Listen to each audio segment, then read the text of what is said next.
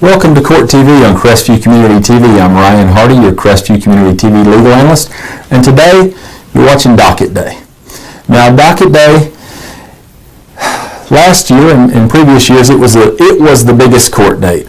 Now we've added a court date with pretrial conference happening the week before Docket Day, so Docket Day has shrunk down and gotten somewhat smaller. However, you're still going to see defendants who maybe have been in court for the first time, maybe their appearance was waived at pretrial conference, which we spoke about in that video.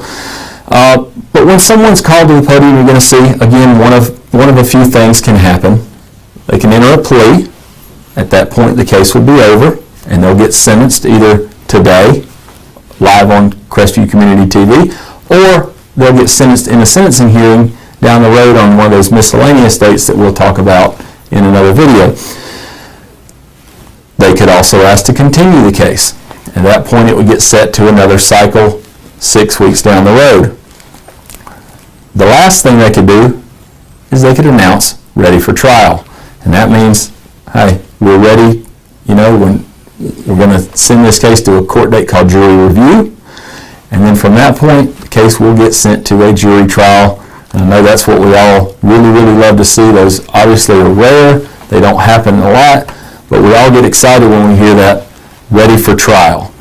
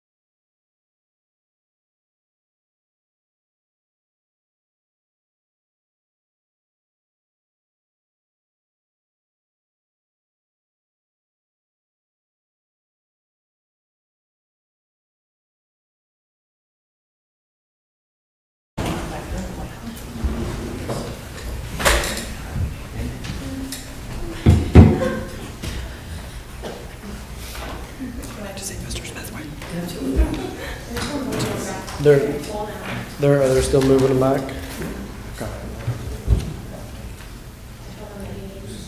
Okay. Rachel, you calling the docket? Yes, I think Mr. Gates has a matter Mr. Gates. he'd like to address. Good afternoon, Jen. This is. Being Thanksgiving Wait, weekend. you gotta put the mat up there. He's gonna get down on the knees, right? So I can't make this up.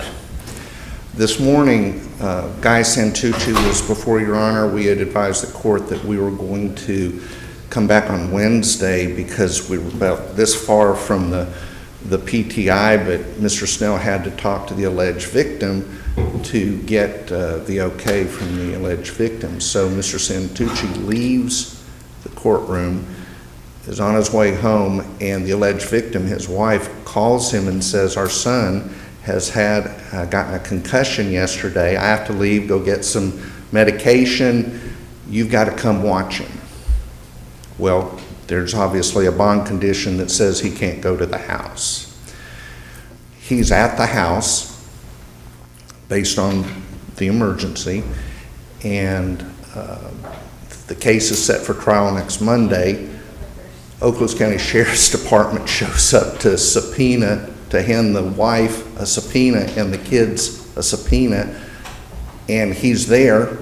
They call me up and I said, well, technically there is a requirement prohibiting from him being at the house. Well, that's all I need to know. So they've taken him and he's actually downstairs here. I've talked to Mr. Snell, and I'll let Mr. Snell speak to that. When you were on the phone, was the wife at home at the time when you were on the phone? Yes, and the wife actually called me. So And she had he was being arrested when she got home from the store. She calls me and says, I don't want this to happen. So that's where we're at. The, ROR bond? that or a signature. I'm not interested in spending the night. So Okay. Under the unique circumstances, an ROR bond's set for it. Okay. Thank you. How can that be communicated downstairs? You want to do it on a minute sheet? Well, the arrest would then, that created, generated a case. Are you not, is the state not going to prosecute that? that would not be what I would be intending to do. Okay, I- I didn't again, issue I a just- capias, so I don't know what, I can't withdraw something. I mean, I would assume it's a violation of bond conditions, so I think if the state is not going forward on it. I need to talk to her, obviously. Right. So if we could set an ROR or a signature bond, and so he doesn't have to go to Crestview and they can come pick him up. It's an ROR on the alleged violation of the bond condition. Judge, if he is downstairs at the courthouse, would it be possible for the court to do a first appearance for him for that arrest to get an ROR bond set if there's a new You want to law? bring him up? Sure. Thank you. Because the bond condition by itself wouldn't address the new charge if he's been arrested for something. Okay, good idea. Thank you. Thank you, Mr. McKinney. So Judge, I'll just sit down and wait Sounds till he good. gets up here. As soon as he's up here, if you'll let us know. We aren't expecting anyone via Zoom, correct? I am, Judge. I'm trying to get Ms. Turnage to appear via Zoom to quell the state's concerns.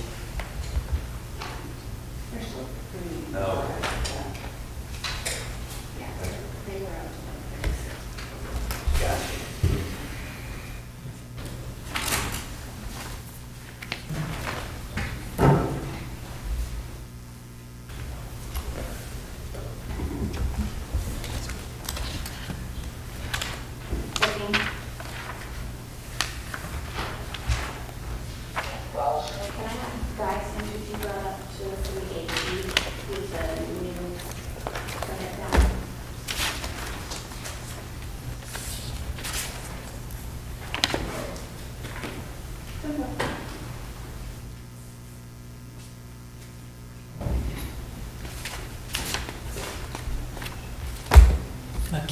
Malkia? Yes, Judge. Okay. So, Mr. McKinney, if you want to do that case first. Yes, sir.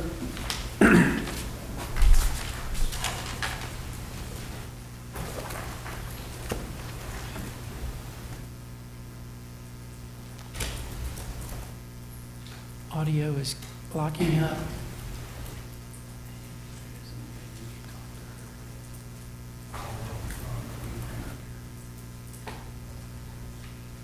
At least it's attempting to lock it. While she's in the thing, go back and call her and say, it's what we're about to do. Try it. It might be better than right here on the record.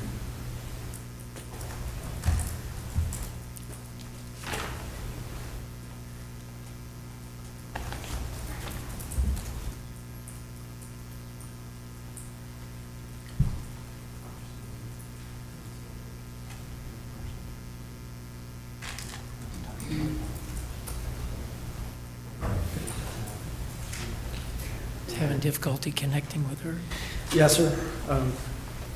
I'll defer to the technology then. Yes, ma'am, Rachel? We have David Lanier. It's under Mr. Klein's. Thank you. David Lanier. Yeah. Good afternoon, sir. Judge, this is Mr. David Lanier before the court, 23 CF 884. I'm standing in for Mr. Klein's today. May I have a moment? I was just handed a piece of paper. Okay. All right. I'll put this in the file for Mr. Klein. Judge, this is on the docket for a bond hearing. And related to that bond hearing, I do have a witness in the courtroom, Melanie O'Connor. It's on the docket for a bond hearing. That's a Yes, sir. surprise. Tell me a case number. This is 23 CF 884. Does the court have the benefit of No, sir. the bond motion? I do not. If you've got a copy, then May I approach? please. And I'll show it to the state before I walk your way. I wasn't aware they were doing any bond hearings. May I approach? Yes, sir. Thank you. Well, thanks.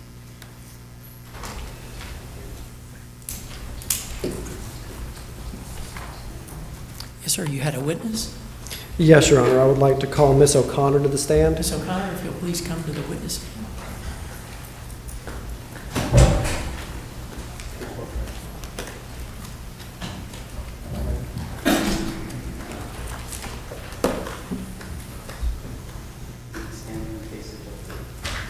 Can you raise your right hand for me, please? Do you swear or affirm that the testimony you're about to give will be the truth, the whole truth, and nothing but the truth? I do. Thank you. Thank you, ma'am. Please be seated. Yes, sir. Ma'am, could you please state your name for the record? Melanie O'Connor. And, ma'am, could you pull that microphone a little bit closer to your face? Okay. Could you explain to the judge a little bit about your program? Yes. 30 years ago it started, and we take people straight from prison into the program and take them to church or in Bible study home, and we get them back on their feet, and use their security, and we register in the district office, doctors,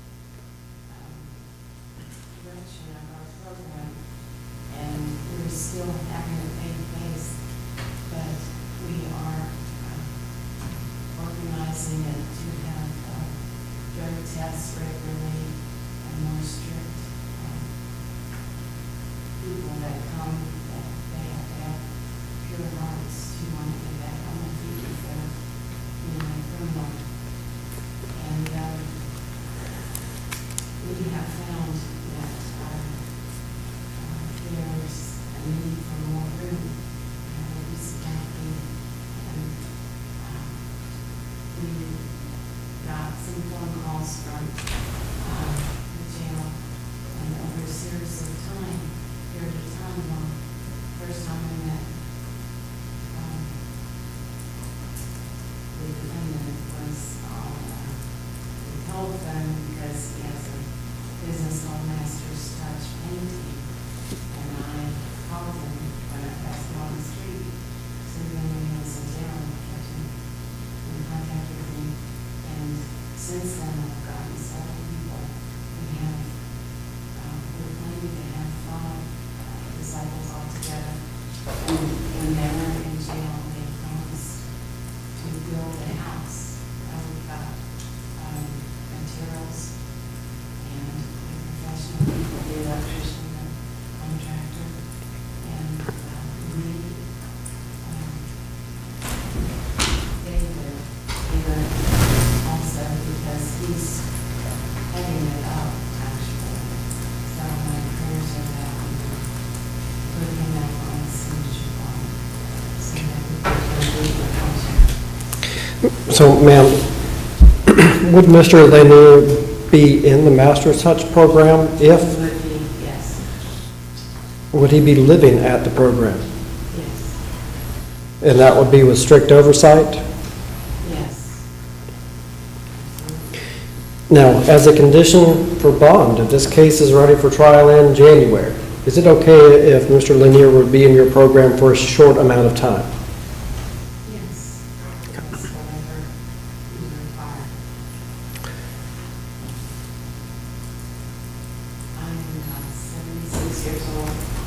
God has not told me to retire. He's taking a different turn. And it's mostly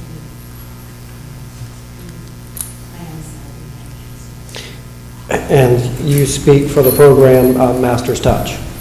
Yes, I'm down Ramsey. I have no further questions. Thank you. To the state. I have any questions? Thank you, Mr. Chairman. You can step down. Thank you, ma'am. Thanks for what you're doing. Judge, may I place Mr. Lanier under oath? Mr. Lanier, if you'll raise your right hand, do you swear to tell the truth, the whole truth, and nothing but the truth, so help you God? Yes, sir. Thank you, sir. Could you state your name for the record? David Lanier. And you heard what was just said from the witness stand, right? Yes, sir. Is it your desire to go into the Master's Touch program while on bond? Yes, sir, absolutely. Do you understand that that would be, if you were allowed to do that, it would be residential? Yes, sir. And would you be assisting in the program like it was testified to? Yes, sir, absolutely. Would you abide by any conditions of this court if he were to impose strict conditions related to bond, Yes, sir. even if that include pretrial services or anything else? Yes, sir. I have no further questions for Mr. Lanier. To the state, any questions? No, Your Honor. Thank you. Any other evidence? No, Your Honor. Any evidence from the state? No, Your Honor. Argument. Okay. Yes, sir. Mr. McKinney? Judge, normally, when I see programs like this, it's usually as part of a sentence. This is a bit unique in that Mr. Kleins is trying to get Mr. Lanier into this program as a condition of bond. But I think that speaks to Mr. Lanier more than anything else, wanting to take on those conditions while his case is still pending. We're hopeful that the court will consider using its discretion to lower the bond amounts to a signature bond. They are high bond amounts. We recognize that. This is a case that is tracking towards a potential trial date in January.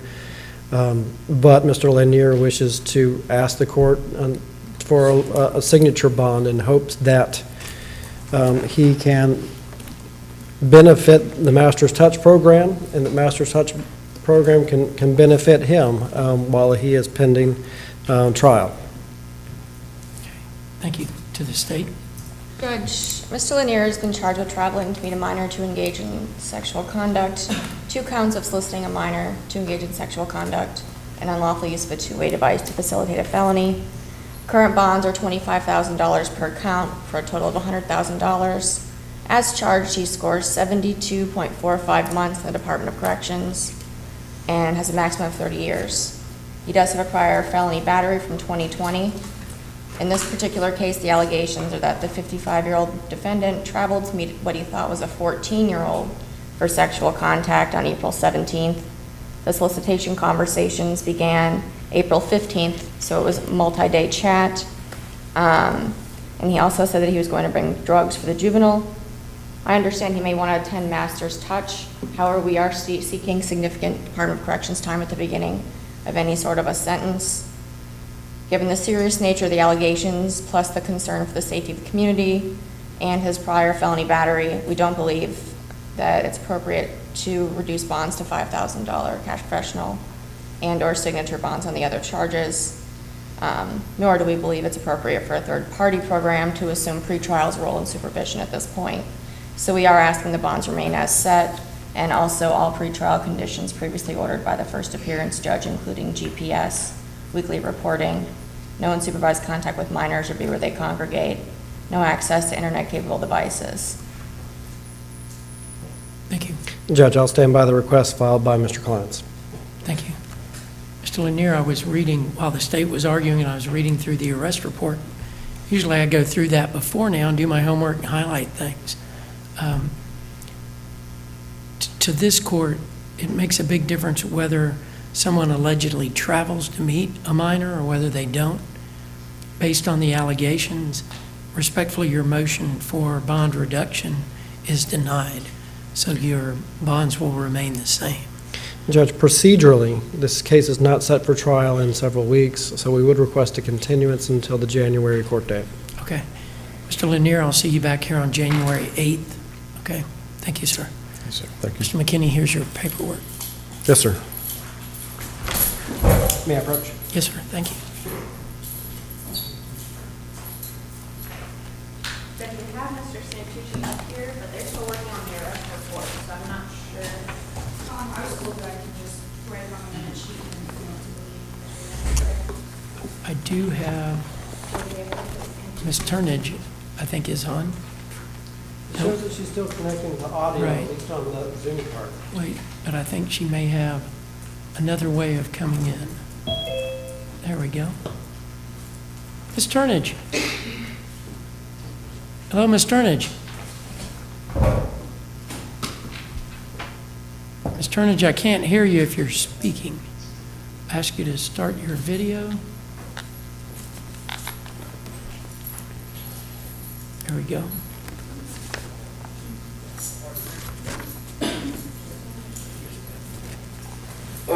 Hello.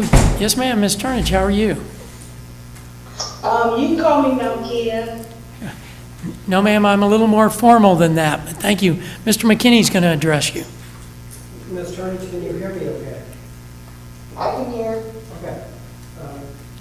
We are here in 23 CF 237, and at our last court appearance, we discussed that we needed to be here in person to proceed forward to trial. The in-person date is the 22nd. That is 2 days from today. In looking at your case and discussing it with the state, would you be interested in an agreement that was time served if it was a misdemeanor? No. Where you would not have to travel to Florida to then go to trial. And I'm sorry? I can't hear you. if you accepted the state's offer, then you would not go to trial. You would be waiving your right to trial. But you would not have to travel to Florida to enter that agreement. No. I have not committed a crime. Well, let's not talk about facts. Okay, so, Ms. Turnage, this is Judge Brown. So I'll see you here in 2 days on November 22nd at 9 o'clock, okay? No, I sent a document, I sent an affidavit, last month. Ms. Turnage? and- Ms. Turnage? That's Can you not, hear me? yes, ma'am, I can, but that's not going to prevent you from having to be here in 2 days on November 22nd at 9 o'clock. I want you here physically where I can talk to you. I have asked on several occasions to face my accuser. I've asked for the public defender to put in a motion to dismiss. I've stated in my affidavit filed with the court that I am not under the court's jurisdiction. Okay, Ms. Turnage, Ms. Turnage, let me interrupt you. If you're not here Wednesday, November 22nd at 9 o'clock, then they're going to come arrest you because I'm going to issue a no bond capias where they'll arrest you, bring you here, and then I'll know where you are. So it's your decision whether you want to be here then. If you're not, you may want to pack a toothbrush when the sheriffs or deputies come and get you, okay?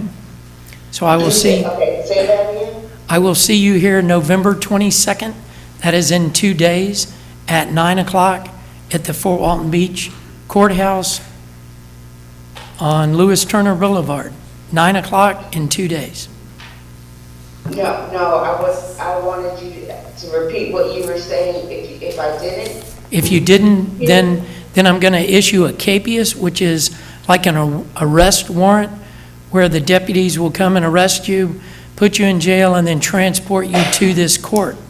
So one way or another, I'm going to see you because I need to see you physically. So it's up to you whether you come voluntarily in 2 days or whether they put you in jail and bring you before me then. So I'll see you on November 22nd at 9, or I'll see you after they arrest you, Ms. Turnage. Goodbye, ma'am. Yeah. Okay. Mr. Santucci? Oh, good. Mr. Santucci.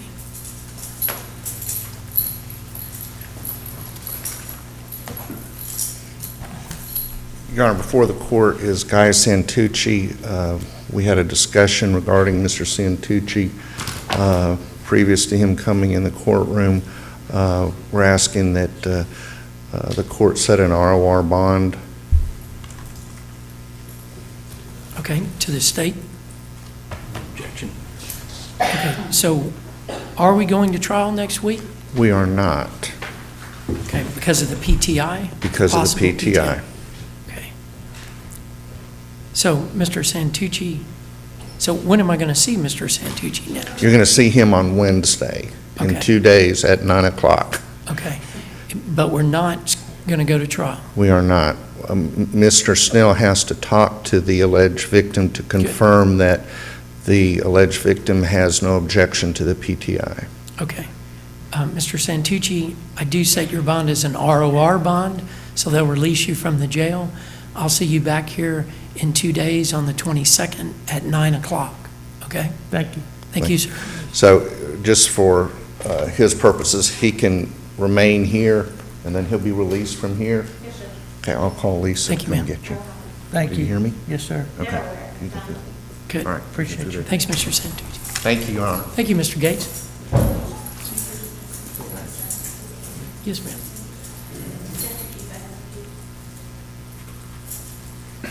Colby Knight. And Madam Clerk needs a moment to get some paperwork straightened out. I do too, Judge. Good, okay.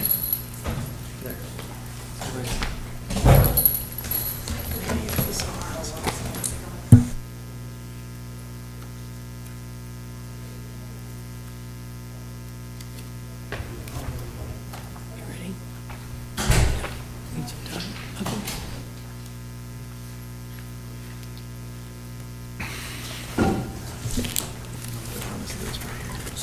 Oh, that's okay. Hold on. Very seldom does Madam Clerk ask for time, so we're going to give her the time. She certainly Yes. puts up with us a lot. Yes, sir.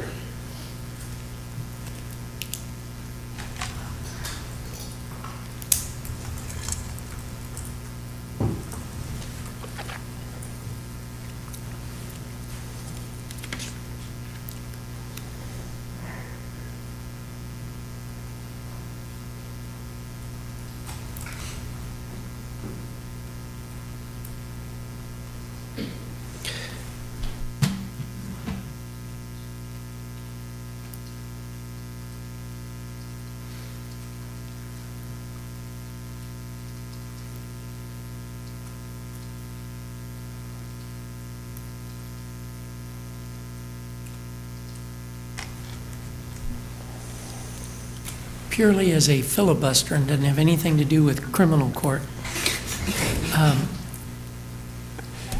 When in a civil division, you know, we sometimes get sovereign citizens. And when I was doing my homework, I was really looking forward to the hearing the next day. The sovereign citizen comes in and they argue and say, I don't recognize the authority of this court, you know, and went on, and I let them talk as much as they wanted. And I said, but you're the plaintiff. You came to us. If you don't want to, you know, don't want us to do anything, the court won't. That slowed him down some. I'll admit in open court that I learned more UCC law from dealing with sovereign citizen cases in the criminal courtroom than I ever did in law school. Okay, ready? Madam Clerk's ready. Yeah. Mr. McKinney? Judge, this is Colby Knight before the court in 20 CF 2772. He's represented by Mr. Kleins. And speaking with the state, I know that Mr. Knight and the state are trying to pull this together for an agreement. And I believe that needs a little bit of additional time to make that happen. So I'd like to ask for a continuance, and I'd like this to be set for December 11th for change of plea, if the state will allow it on that date. Which day? I'm sorry? December 11th? Yes, that's For a it. change of plea, because I know that Mr. Knight wants to move forward with a plea. Okay. So, Mr. Knight, what I'm going to do is just continue your underlying case until January 8th, kind of as a safety net, but I will see you on December 11th at 9 o'clock in case you want to enter a plea. Yes, sir. Okay? Thank you, Judge, sir. and he does, they're just working on specific conditions. Excellent. Thank you, sir. Thank you. Yes, sir. Bruce Lockett.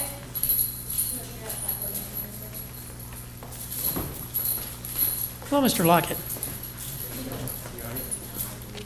Judge, this is Bruce Lockett before the court. Mr. Lockett is here and with Mr. Kleins, and I'm standing in for Mr. Kleins today. It looks like Mr. Kleins had filed a motion to set bond in these three cases. If the court didn't have access to the first one for today, might not have access to this one either. Well, it's not have access, it's, I Well, wasn't on notice, yeah. that it was going to happen. Notice is a better word than access, Yes, sir. but I do have an extra copy of the bond motion. I can pull it up. Yes, sir. Thank you.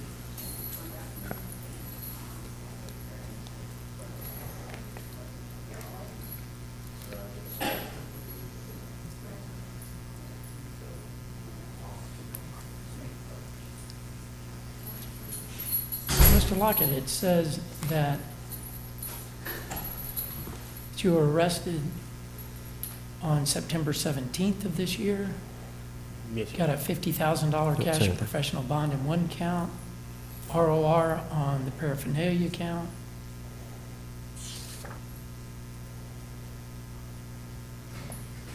It says what you request, a signature bond. It says that you would live in Crestview, where you've lived for approximately a year, but you're a lifelong resident of the area. Okay? Yes, sir. Mr. McKinney? And Judge, and realistically, I believe that Mr. Lockett is asking the court to use its discretion in setting a bond in the violations of probation. It doesn't appear that one is set. I would note that the state's going to tell you that he does score 15.6 months. It doesn't appear that he has any prior felonies other than these cases before the court. It does look like Mr. Kleins is going to be asking for a continuance in the 23 CF 2132 to set depositions and continue working Mr. Lockett's case. So I would ask Mr. Lockett to be placed under oath to ask him one question. Okay. Mr. Lockett, if you'll raise your right hand. Do you swear to tell the truth, the whole truth, and nothing but the truth, so help you God? Yes, Your Honor. Thank you, sir. You can put your hand out. Mr. Lockett, you've heard what I've just represented to the court, and I wanted to verify that the address that was put in the bond motion by Mr. Kleins, if you were released on bond, would you be staying at 3101 Colonel Greg Malloy Road in Crestview? Yes, sir. Yes, sir. Is there anything else you want to add? Yeah, I was born in Valparaiso, Florida, and I resided in Niceville for 60 years. And I just moved to Crestview, and I've been here for a year. All my family's here, and I'm not a black risk. I have no further questions. Any questions from the state? No questions, Your Honor. Okay. Any other evidence from the defense? No, Your Honor. Evidence from the state? None, Your Honor. Okay. Mr. McKinney? Judge, we'll stand by the motion and its request. Okay. To the state? Your Honor, we would respectfully request that the bond remain revoked in 22 CF 1787 and 22 CF 2773. Just a cursory glance at the defendant's record, for example, in 22 CF 1787, he was arrested on July the 11th of 2022. Subsequently, gets arrested again in 22 CF 2773, a mere approximately 3 months later on the sale, manufacture, and delivery charges that we see in 22 CF 2773. His bond was revoked in 22 CF 1787, and then he ends up coming out with this plea agreement where they plead a probation, and then while he's out on probation for these charges, which deal with possession of controlled substance and possession of drug paraphernalia, as well as the sale, manufacture, deliver, he catches new charges for the same type of charges. The sale, manufacture, deliver is the alleged new law violation.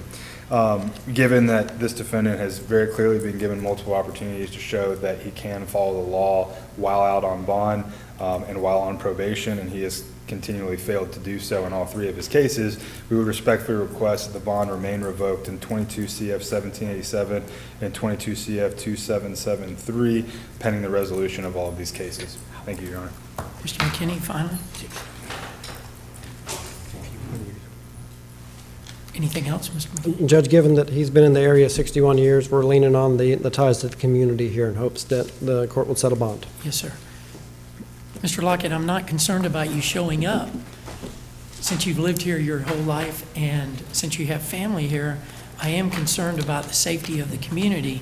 It's not a close call for the court. A charge in the fall of last year for sale, manufacture, and delivery, and then the new charge this year of the same charge, the court's not going to grant your bond or your motion. The two VOP cases, you'll have no bond. So when will I see Mr. Lockett? Procedurally, the defense will be requesting a continuance to complete depositions, so we'd ask for all three case numbers to be placed on the 1-8 pretrial docket. Okay. Mr. Lockett, I'll see you on January 8th. Thank you, sir. Okay, Mr. Kleins will come see you. Thank you. I'll tell him.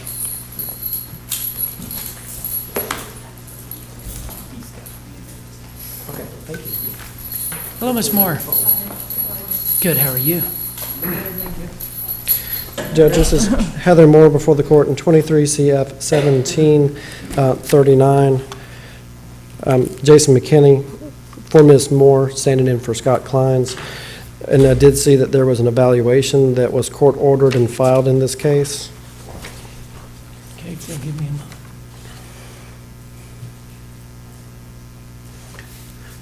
That evaluation has the opinion of Dr. Zeman that says that Ms. Moore should be found incompetent to proceed and recommends a conditional release plan. Okay.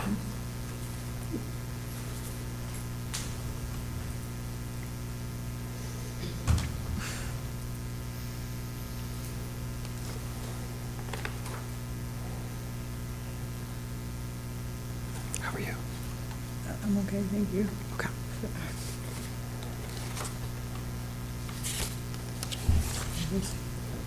Yes, you're fine. Okay.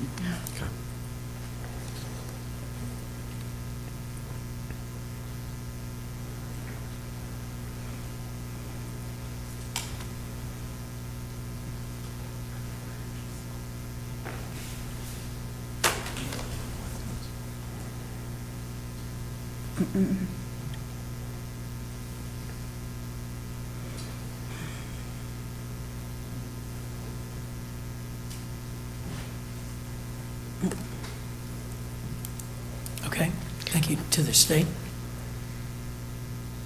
I think we're going to have to stipulate to the contents of the report, Your Honor. Okay, so Ms. Moore's going to be released and she's going to be on a conditional release plan? I believe that the court would need to consider the terms of a conditional release plan, which means I believe it would be appropriate to set this on a status court date, I think on December 14th, unless the parties can come up with a conditional release plan before then.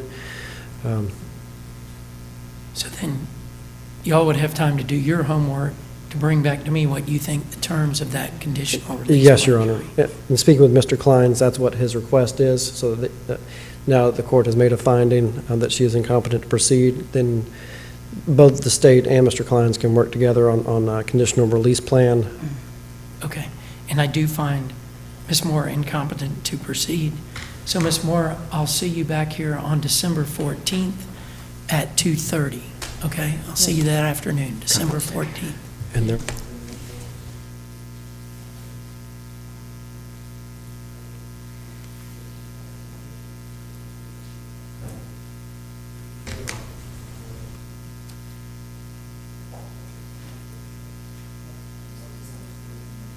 Yes, ma'am.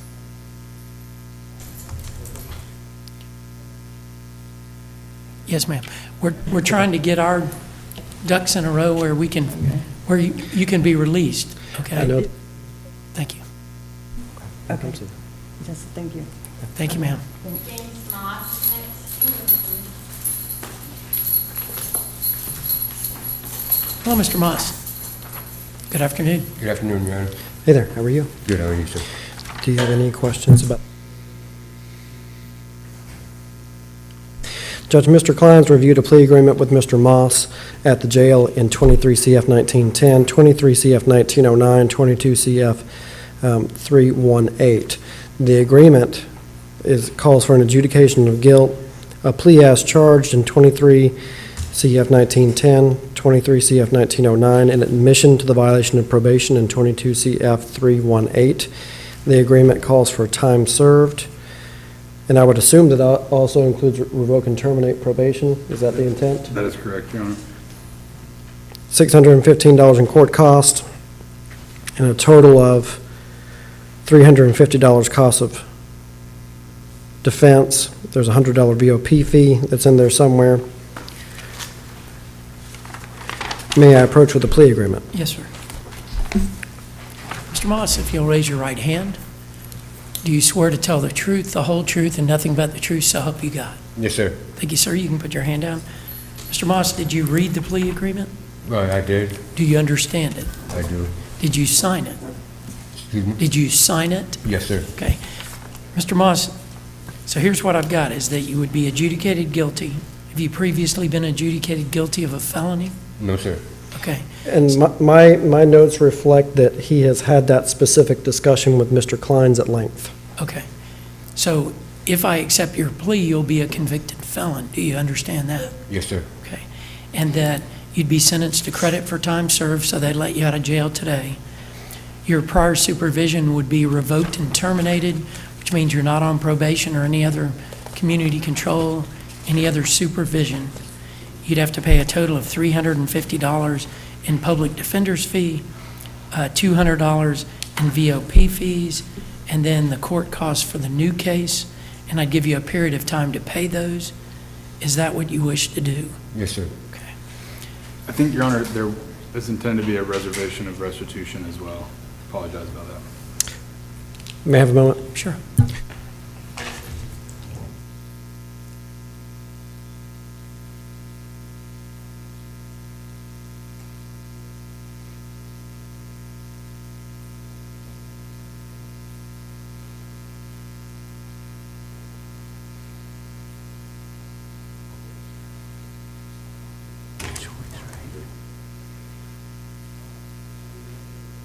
Yes, sir. Judge, that is something that he discussed with Mr. Kleins. It wasn't in the agreement. Okay. So, Mr. Moss, I would also be ordering you to pay restitution, but would reserve jurisdiction to determine the amount of that restitution. Is that agreeable? Yes, sir. Would that be reserved for a period of 90 days? Yes, Your Honor. Okay. Or we would request that. Okay. Mr. Moss, you're adjudicated guilty. You're sentenced to credit for time served. Your prior supervision is revoked and terminated. You'll need to pay the court cost, $350 in public defender's fee, $200 in VOP fees.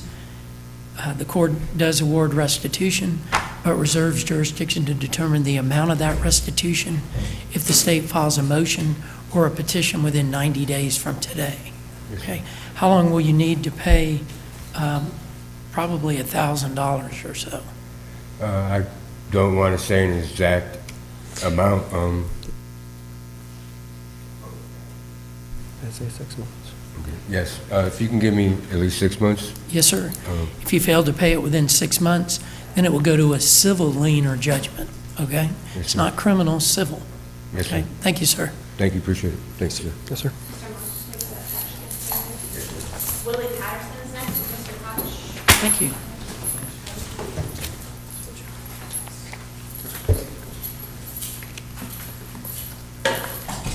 Hello, Mr. Patterson. Good, how are you? Yes, sir, Mr. Koch. Judge, can we keep this set for Wednesday? Okay, what are we going to trial with Mr. Patterson? Judge, Well, no, we didn't have subs out on this case. I just want to make sure. well, I'm going out Hold on one to second. see Mr. Patterson tomorrow. We have some score sheet concerns, but we've been working on an offer with the state. So if we could just keep it set for Wednesday to wrap it all up. Okay, before I ask Mr. Patterson why he's raising his hand, what is the current offer to Mr. Patterson from the state?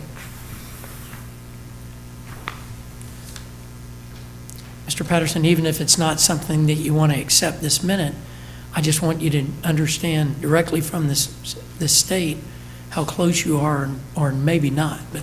The yes. current offer, Your Honor, right now is a guideline sentence of 17.55 months in the Department of Corrections. Okay. Mr. Patterson, just know that whatever you want to tell me, if you say anything factually about your case, it can be used against you. Everything's being recorded, and the state's sitting to your right.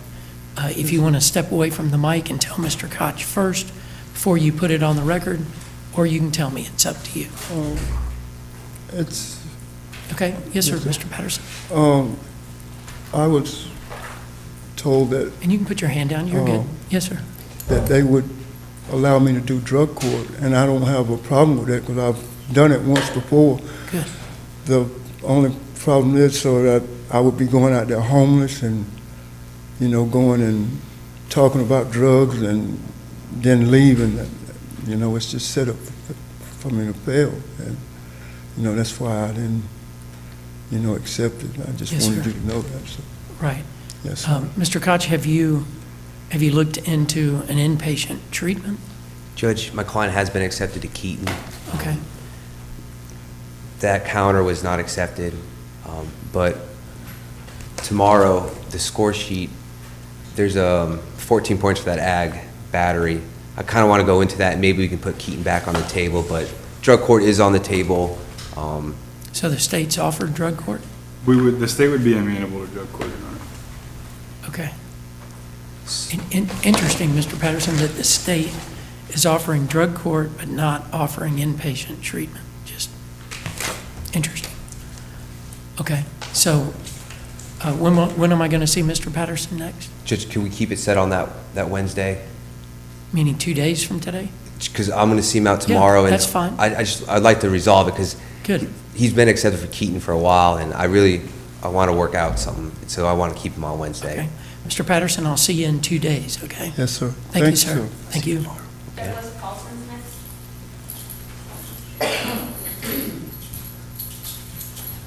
Hello, Mr. Paulson.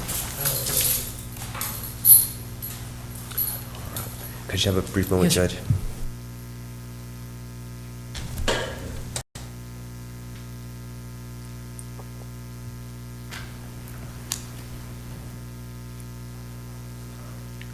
Thank you, Judge.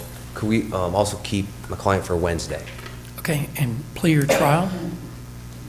Judge, we're close on the counter. I'm sorry, go ahead. I just wanted to update, Your Honor, this was one of those cases where we had told the court that we're waiting on FTLE. I have requested that FTLE, a rush analysis be done on that substance. There is a belief, they said that they believe that they'll be able to get us back to us before the trial. So maybe we would want to just set it off for Wednesday, and then if we can come to a resolution, we will, and if on Wednesday I'll I'll know if I have the FTLE report or not, and if not, then the state will likely be requesting a continuance. But that'll also give us roughly 48 more hours just to see if we can bring this one in for a landing before that. Okay. Mr. Paulson, I'll see you on Wednesday in 2 days, okay? Okay. Thank you, sir. Yep. Kevin Conti is next. There.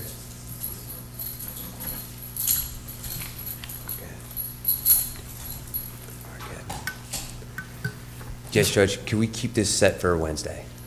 And I've got plea or trial, so is that, That's correct, and Your Honor, we do have the FDLE on the 2981 case, and we are ready for trial. okay. So is there any outstanding offer from the state to Mr. Ponte that the state intends to withdraw either today or Wednesday? Yes, Your Honor, currently the, hold on.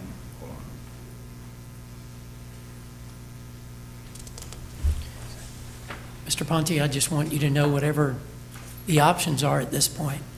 My job isn't to talk you into anything. I just, if the state's going to withdraw an offer, I want to make sure that we know it. Yes, sir. As of right now, the current offer to globally resolve, because he has two cases, he has 4623-395 and 4623, or I'm sorry, 4622-2981. The offer to resolve everything globally would be at 36.23 months in the Department of Corrections. That would be our current offer as of right now. Okay, thank you. So, Mr. Ponte, I'll see you in 2 days on Wednesday. We'll be looking at going to trial either next week or the week after that. Yes, sir. Thank you, sir. All right. Yes, sir. Thank you.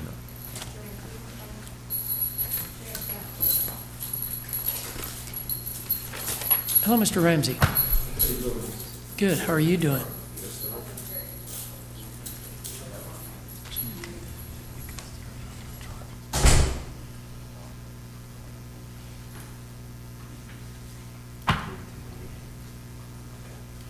Yes, Judge. Sorry, that was, this is a case where there's a sworn affidavit from the alleged victim in the matter. And of course, we set it for today. Speaking with the state, they said they are not at the position right now to drop the charges, Your Honor. Okay, so we're going to continue Mr. Ramsey's case? If I could have a moment, Sure. Judge. Hold on, talk to your attorney first, okay? Judge, may I just have a brief moment?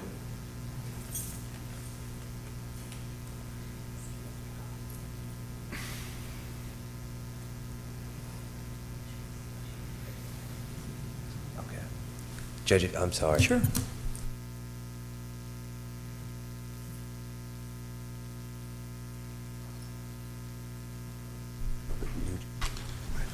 No, I know what you're saying, but new charges I haven't been filed on. That's what? What new charges? I don't know, because I haven't filed on it, but that's why they haven't tried this yet, and they There's don't no want. new charges because I had a VOP and it was resolved Friday with Mr. Judge Mason.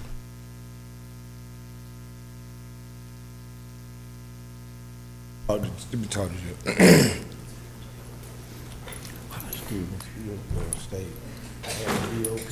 Yes, sir. Mr. Cotton? Yes, sir. I had he says about the new charges, why the state was about the charges. I had a VOP, which I call a probation while I was incarcerated. They gave me a probation on a misdemeanor. And Judge Mason, she terminated all that Friday at court, at the jail. Okay. And I had asked for a bond reduction earlier on in this, and he was saying it was new charges pending. So the new charges was the VOP from the jail, and that was terminated Friday at first appearance. Okay. Mr. Koch? Judge, I'm requesting, just in this matter, just a continuance. I've been locked up, though, Your Honor. I understand, Mr. Ramsey. Hold on, let me hear him first, okay? Like I said, the sworn affidavit from the alleged victim, the state has in their possession. They're not dropping the charges as of today. And they're also not agreeing on any movement on the bond. So I am asking for the continuance for the January 8th. Okay, docket. but as far as an alleged VOP, that's not why Mr. Ramsey's in front of me, right? Correct. Okay. So Mr. Ramsey's here only on the burglary with assault or battery, domestic battery by strangulation, and criminal mischief, correct? Correct. Okay. And so what happened in the court, what may have happened in the jail or anything else, doesn't have anything to do with his bond or this case, right? Correct. Okay. Mr. Ramsey, I'm going to continue your case until no later than January 8th. If the state offers you something that you want to accept, or if the state finds that the state wants to drop the charges against you, then your attorney can set it for a hearing next month. Okay. I have a issue going on, and a family issue with my grandchild. That's why I've been in court 3 times this week alone on this same case. And the victim in the case is my significant other. I've been with 25 years. And it was a case where she was integrated at the time, and she. Well, Mr. Ramsey, just know that if you say anything I'm not gonna say anything about your case, incriminate myself in this okay, if you case. say anything about your case, it's being recorded. The Yes, state sir. sitting to your right can be Yes, used sir. against you. Okay. Yes, sir. What I'm saying is, Your Honor, that I didn't really do anything, but it is a quarrel. Okay. Now I'm asking. I tried to get a motion put in. I thought I did for a bond reduction. I'm employed. I'm about to lose everything. You know, the residence that I was supposed to have, they said I broke into it, is a residence that I'm supporting. I got went financially to the end. It's Christmas. Then my daughter had a debt. Her baby, she lost her baby. My daughter did. So I've been stretched to the hill, and I just want to make a Let me ask bond. Mr. Koch. Mr. Koch, have you filed a motion for bond reduction in this case previously? Negative, Judge. Okay. Are you intending to do that? Yes, Judge. This past week I set my client every date possible. It was that Thursday, of course, today, just for any possibility for that null pros. Today, I was hoping it would be resolved, but now that it's not going to, absolutely switching gears, moving to bond. So, Mr. Ramsey, I'm just, as a safety net, I'm going to set it for January 8th, but if Mr. Koch files a motion for bond, he can set that in the next few weeks. Hey, Your Honor, in this case with Mr. Koch, I gonna bend over backwards trying to get. He hasn't filed nothing for me. If I can. Yes, sir. We'll try to get it to where hopefully we can have it resolved for that 12-14 date. I'll try to get something that with Okay, so do you want to set it for a status on that date? We can, what day would that, I don't recall what day in December that you were. December 14th? 14th, okay. Yes, sir. We could do that, and let's see if I can, I'll know more. Okay. Mr. Ramsey, I'll see you here What on kind of December charges? 14th. May I ask one more question? What kind of charges that I supposed to have? Burglary with assault or battery? That's the same case. That's the same case that I've been coming here from September on. The same case, and I was. Mr. Ramsey, that's about as good as you're going to get for today, is set it for a status conference, and so I'll see you in a few weeks. Thank you, sir. Thank you. Dina Robinson. Thank you.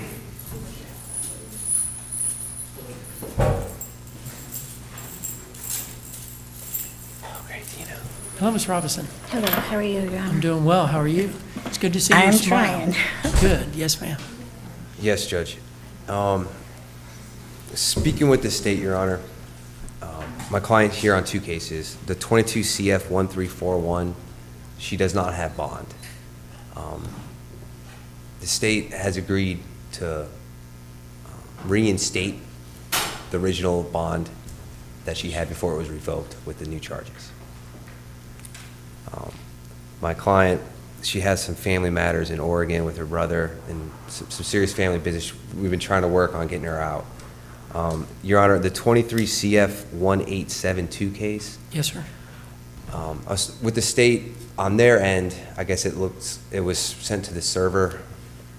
On my end, on my computer, I haven't received discovery in that 23 case. And it was no fault from the state. I guess I gotta get with my IT to get it pulled from the server. But I haven't laid eyes on any discovery in that case number.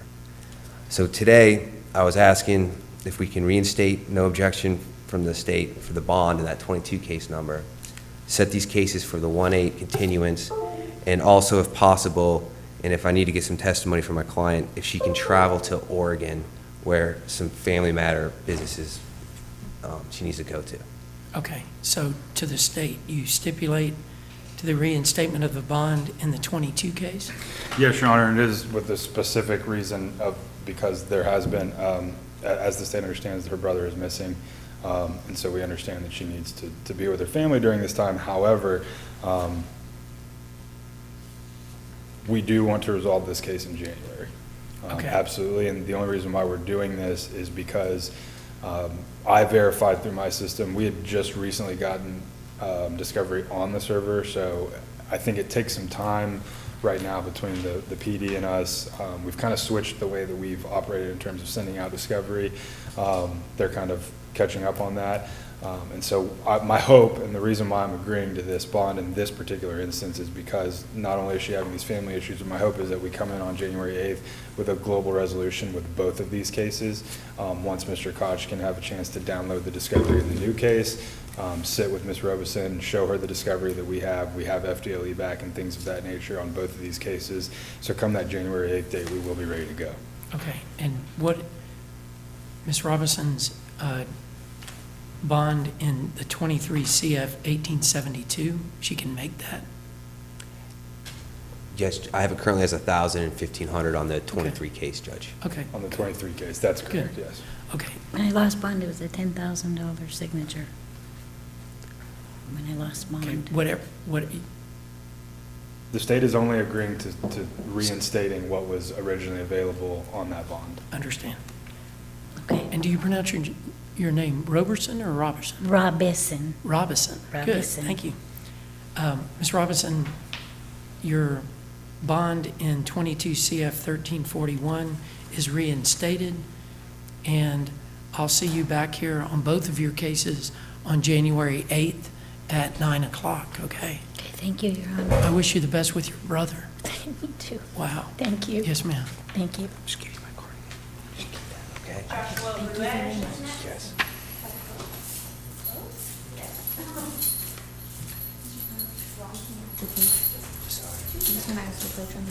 Okay, yes. Yes, sir. What's your name? Joshua Ruech. Thank you, sir. Judge, may me and the state approach briefly? Yes, sir.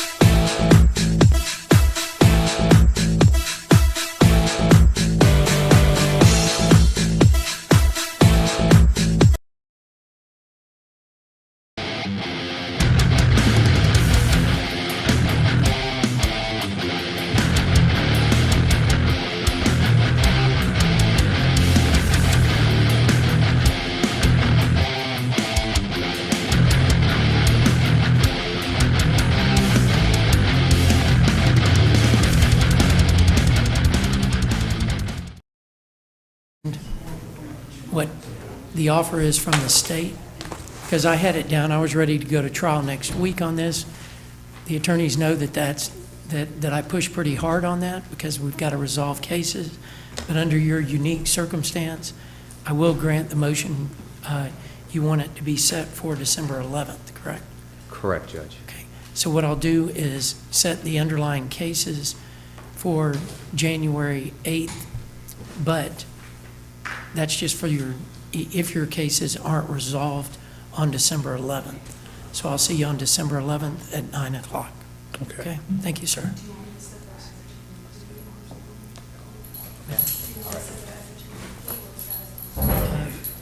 change of plea. Yes, ma'am. Joshua Rott. Thank you. Okay. Excellent. Okay. Yes, Judge. Judge, can we keep this set for Wednesday? Okay, now, wait a minute. Who is this? This is Joshua Rott, R-O-U-G-H-T. Got it. Okay. And this is 29. So, the other Joshua, Ruiz, was not set for plea or trial. Okay. But Mr. Rott's case was set for plea or trial, right? Correct. Okay. So, we're going to, subject to what happens on Wednesday, we're going to trial? And, yes, Judge, and I did receive an offer that's, it looks like Wednesday. Okay. So just, if we can keep it set for Wednesday. Okay. So, Mr. Rott, if it's not resolved on Wednesday, then we'll be going to trial either next week or the week after that. But I'll see you in 2 days on Wednesday, okay? Yes, sir. Thank Yes, you, sir. Thank you. Jennifer Sharman. Thank you. Hello, Ms. Sharman. Hello. All right, Jennifer. Yes, Judge. We set it today because we're still missing FDLE. I don't believe. Sharman. S-C-H-A-R.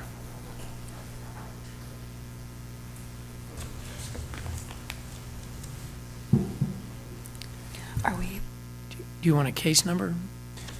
No. Okay. This is a case where she just picked up a new charges in Crestview, so we have the lowest case number. I'd like to bring that one down, and we'll try to resolve them all at the same time. Okay, well, I have it down for plea or trial, so. Have you sent out subpoenas? I did. Okay. Are you ready for trial? Let me see if I've got the. Mr. Koch mentioned FDLE. I didn't have the FDLE back. Let me see if I have it now.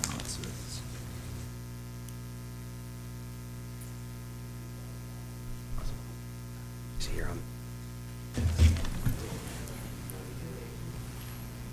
That would be ideal to. Yes, ma'am.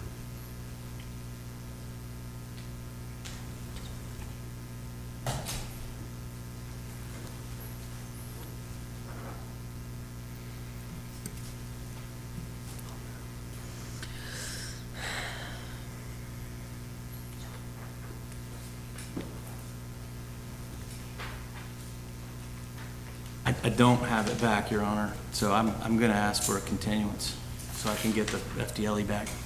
Okay. So, Ms. Sharman, I'm going to continue your case until January 8th, and then I'll be looking at going to trial that cycle, okay? Okay. Thank you. Okay. Paul Seawalk. Thank you. Yep.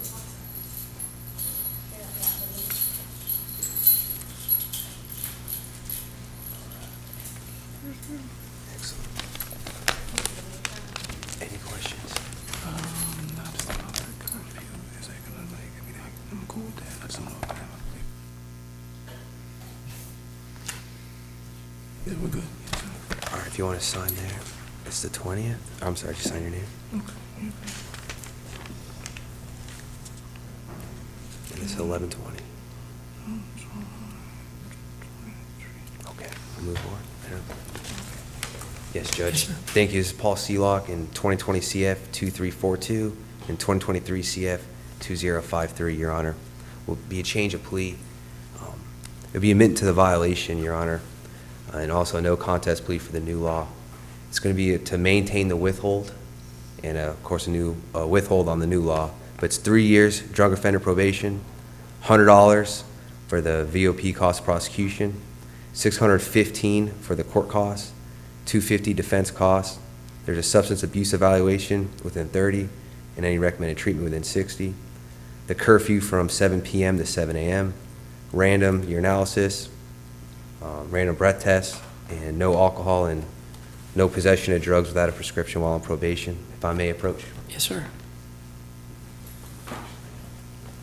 So that's me.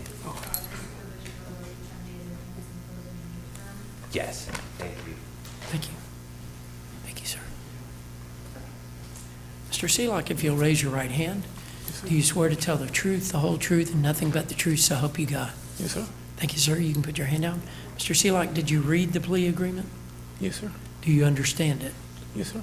Did you discuss it with your attorney? Yes, sir. Did he answer all of your questions?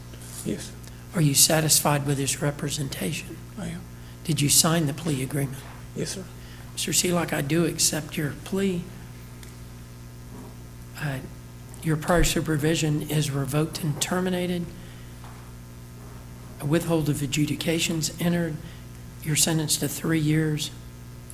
3 years probation, and that's on each case and count to run concurrently, run at the same time. It's 3 years of drug offender probation. You have a 7 p.m. to 7 a.m. curfew. You need to pay the $100 cost of prosecution, court cost, $250 public defender's fee, submit to a substance abuse evaluation within 30 days from today, begin any treatment if it's recommended within 60 days from today. You need to submit to random urinalysis, random breath tests, because you'll have no medications, no drugs without a valid prescription, and take no alcohol during your supervision. Okay? Yes, sir. Thank you, sir. Good luck to you. All right, thank you, sir. Best of luck. Thank you. You're welcome. Best of luck. Michael Sellers.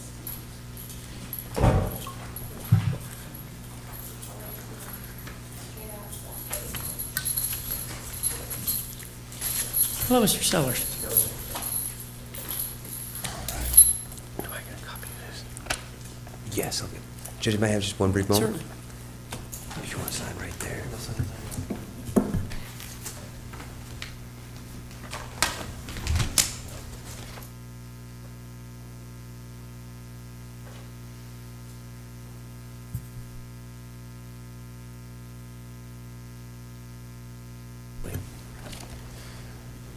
Yes, Your Honor, this will be a change of plea of no contest.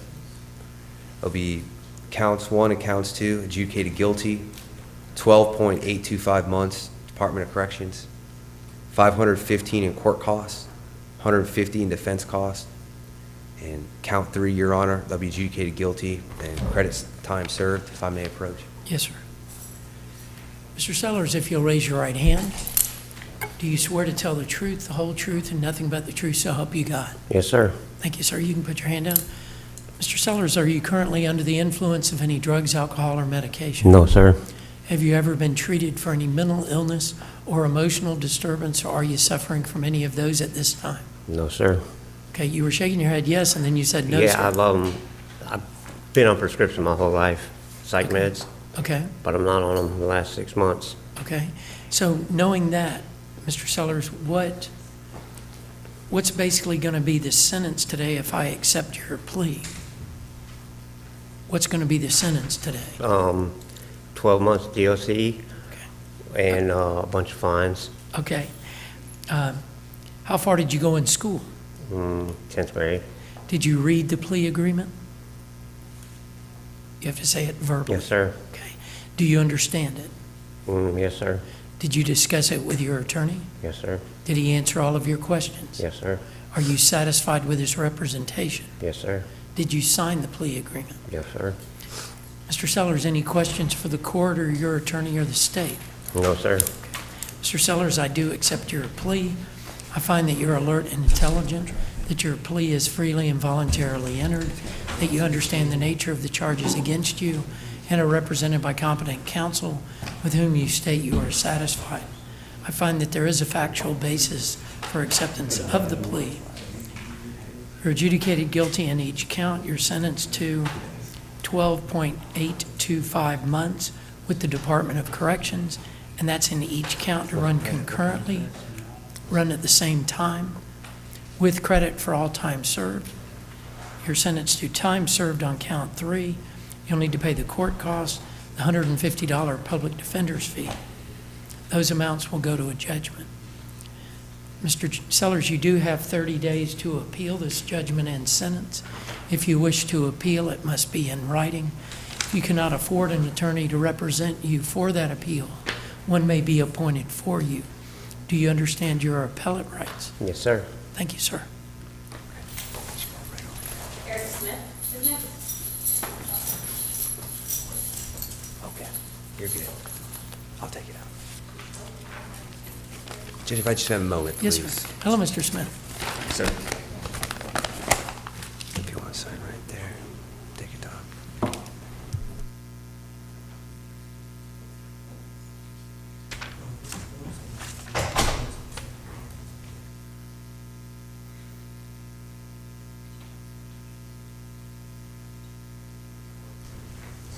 Thank you. Yes. Yes, Your Honor. I got Mr. Smith in 23 CF 1387. And this will be a change of plea of no contest. It'll be counts 1 and counts 2, Your Honor. 6 months Okaloosa County Jail, followed by 3 years drug offender probation. There'll be $615 in court costs, $150 defense costs, substance abuse evaluation within 30 days, and any recommended treatment within 60 days. The random urinalysis, random breath test, no drugs without a prescription, and no possession of alcohol. Counts 3 and counts 4, Your Honors, adjudicated guilty and credit time served. If I may approach with the plea form. Yes, sir. Mr. Smith, if you'll raise your right hand, thank you. Do you swear to tell the truth, the whole truth, and nothing but the truth, so help you God? Yes, sir. Thank you, sir. You can put your hand down. Mr. Smith, have you ever been adjudicated guilty of a felony before? Oh, I think so. Okay. Mr. Smith, did you read the plea agreement? Yes, sir. Do you understand it? I do, sir. Did you discuss it with your attorney? I did, sir. Did he answer all of your questions? Yes, sir. Are you satisfied with his representation? Yes, sir. Did you sign the plea agreement? Yes, sir. Mr. Smith, I do accept your plea. You're adjudicated guilty in all of the counts. You're sentenced to time served on counts 3 and 4. You're sentenced to 6 months in the Okaloosa County Jail with credit for all time served in counts 1 and 2. And that's to run concurrently, run at the same time, followed by 3 years of drug offender probation. You need to pay the court costs, $150 public defender's fee, $40 per month cost of supervision, submit to a substance abuse evaluation within 30 days from your release from the jail. If any treatment's recommended, begin that within 60 days from release from jail. Also, submit to random urinalysis, random breath test, and you'll have possession of no drugs or alcohol, no drugs without a valid prescription. Yes, sir. Thank you, sir. And Your Honor, if my client would like to request, if at all possible, if he can perform community service for any of the costs. Absolutely. Thank Yes, you, sir, Judge. can. Thank you. All right. Mr. Nettle. Mr. Nettle, you have something before me? I have Cerise Lewis. Apparently, you haven't assigned a new attorney in the 2 cases I have filed for withdrawal from. Okay. So I've already assigned them? No, you have not. I sent your assistant the proposed orders and the motion. Okay. So on Ryan, This is Cerise Loomis, Judge. okay? Loomis. She's got 2 Yes, sir. cases on the docket. One's a VOP and one's a new law. Got it. And so what was the conflict with Ms. Loomis? No, this is not a conflict. Okay. Ms. The Loomis other is not two a you were talking conflict. about. Okay. I just spoke with the prosecutor, Mr. Gomez, and we discussed what's going on. Apparently, when Ms. Loomis pled out previously, the score sheet that was used was wrong. And I believe that the sentence she got was based on that score sheet. It was a 4-year suspended sentence. The score sheet showed she scored 43 and a half months or 45 months. Well, it turns out that score sheet was off by almost 20 points or 20 months. And Ms. Loomis has indicated to me that had she known that, she probably would have went to trial. But I don't. That's what we discussed with Mr. Gomez. He said he would look into the score sheet issue. Okay. We're trying to avoid her going back to, or not going back to prison, but going to prison. And we decided that the best thing to do would be to set this on the January 8th docket and he can look into the score sheet issue, and hopefully we can resolve this. Okay, Ms. Loomis, okay, is on two different cases. Okay. Ms. Loomis, do you agree to the continuance of your cases? Yes. Okay, I'll see you back here on both of your cases on January 8th at 9 o'clock. Mr. Nettle, if something comes up before that, you want to schedule it before that, I'd encourage you to do that. Because we're going to have Judge. like 300 people here that day. I will. I'll try to get it, if we can resolve it, I'll try to get it on a plea date. Sounds great. Okay? Thank you. Thanks, Ms. Loomis. So, Mr. Nettle, you said you filed a couple motions to withdraw? I filed those a couple weeks ago, Judge, and then I That's copied the strange. motions in the proposed order to Donna, Ms. Fott, Yes, I sir. believe. I know that what was submitted through the portal was getting sidetracked, and there was a big delay. Everything that was going, I know that my box is empty. I worked a lot this weekend and made sure everything was gone, but even before that, I don't remember a motion to withdraw by you.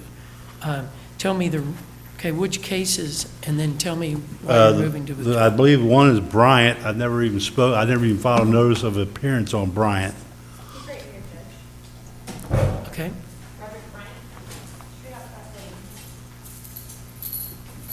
I've never spoken to Ms. Bryant, or Mr. Bryant, Judge, and, Okay, and you're moving to withdraw from Mr. Bryant's case? yes, sir, Okay, and why?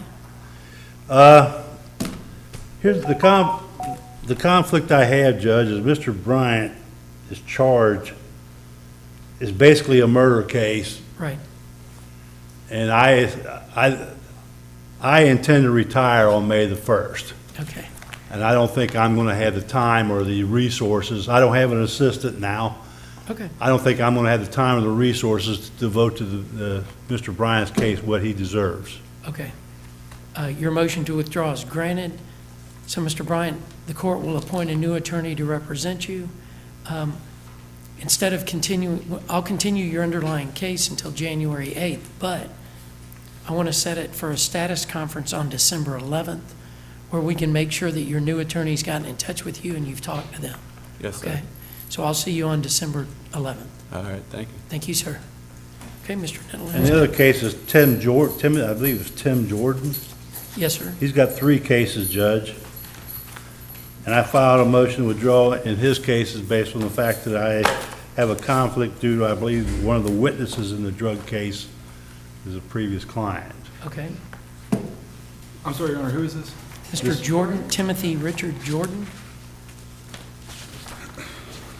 Mr. Jordan, Mr. Jordan, I'm granting Mr. Nettles' motion to withdraw, so I'm going to continue your case until January 8th. Hold on one second. But I'm going to set it for a status conference on December 11th and make sure that your new attorney gets in touch with you. Since I don't have an attorney, and I've been in jail now for almost 3 months. Okay, so you want to Without represent... an attorney, Okay, no, hold on. I'm asking you a question. Okay, please ask me that Can I file? I brought 2 copies. I've talked to him about this is what I wanted done.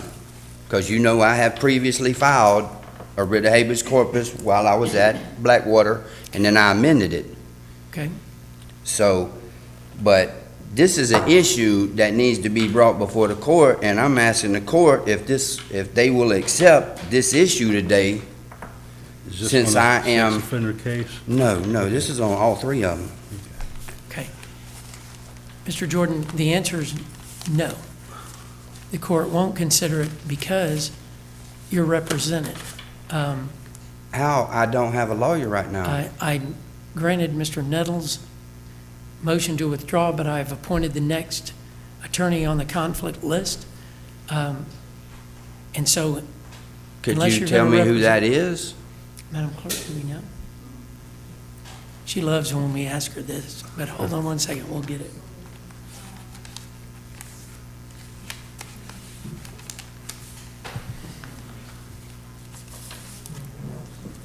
It'll be Mr. Nopes, Marty Nopes. It can't be, Is he? because my co-defendant has Marty Notes. Okay, then not Mr. Nopes. It'll be,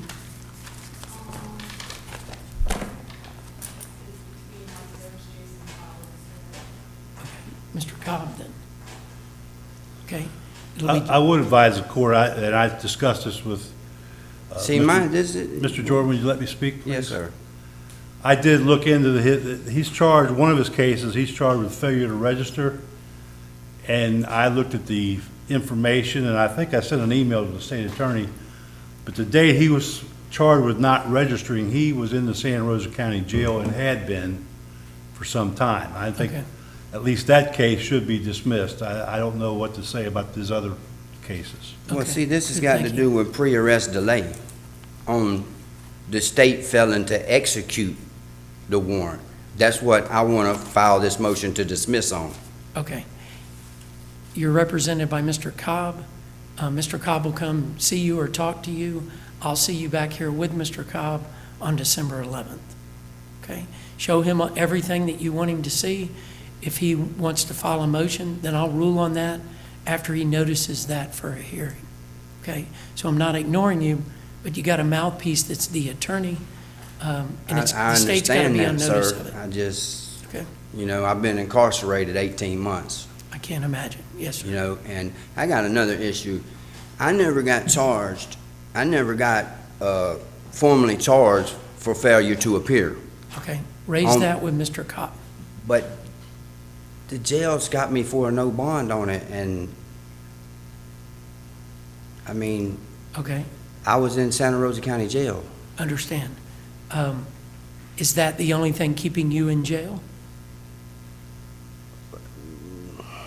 Not really, but the no bond is, you know, a real, it's a dead end, right? Yes. The other ones do have monetary value on them, but that failure to appear is, and whenever I came to arraignment, I never got formally charged with it.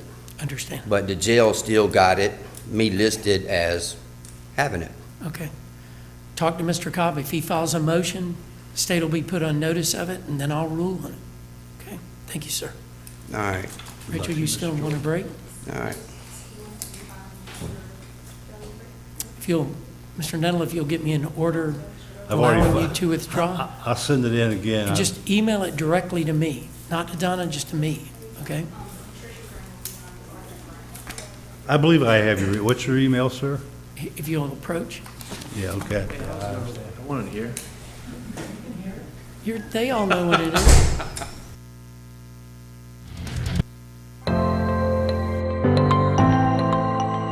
Check out the soaps, bath bombs, and other bath and body products, all made by hand with natural ingredients at Hub City Soapery. Visit us at 1092 North Verdon Boulevard in Crestview or shop online at hubcitysoapery.com. Hub City Soapery. This is Tiffany Woodham, State Farm's newest agent in Crestview. I'd like to personally invite you to stop by my office for a no-cost policy review. Let me help you start saving today. Call in, walk in, or click in at yourcrestviewagent.com.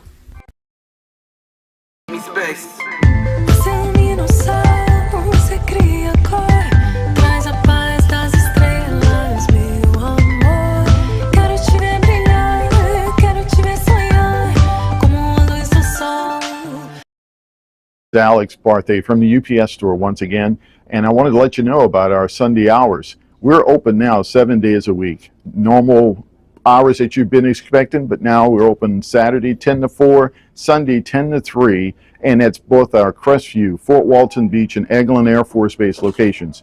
So you have things to do, go and do it. Just know the UPS store is going to be here. Again, Sundays 10 until 3 p.m. What can I help you with? I think I was bit by a vampire. This is definitely concerning, but I don't have any experience with vampire bites. I do, however, have training in accident investigation from the Florida Highway Patrol, and I'm proud to say that I've received many awards that... Hey, you feeling okay, buddy? Injured? Take a breath. Call Coy.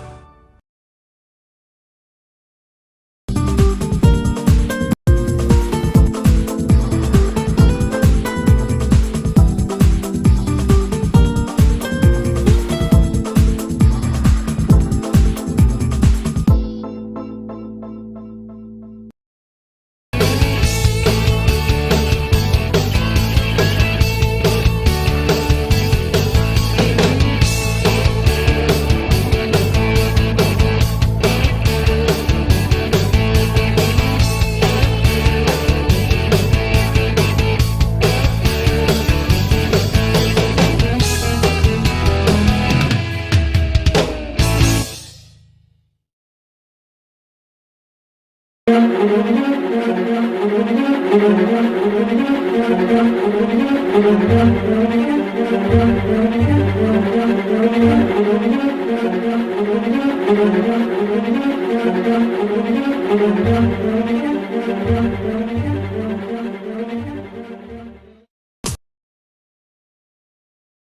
I'm Wanda Roberts. For the last 20 years, I've been helping the residents of Northwest Florida buy and sell their properties.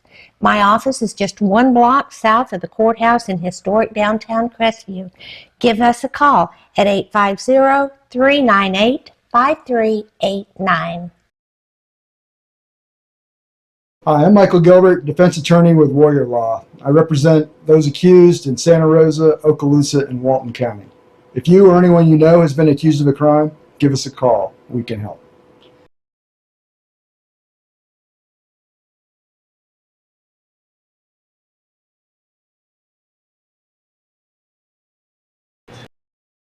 The Cottage Formalware, located at 648 North Wilson Street, has all your needs for looking your best.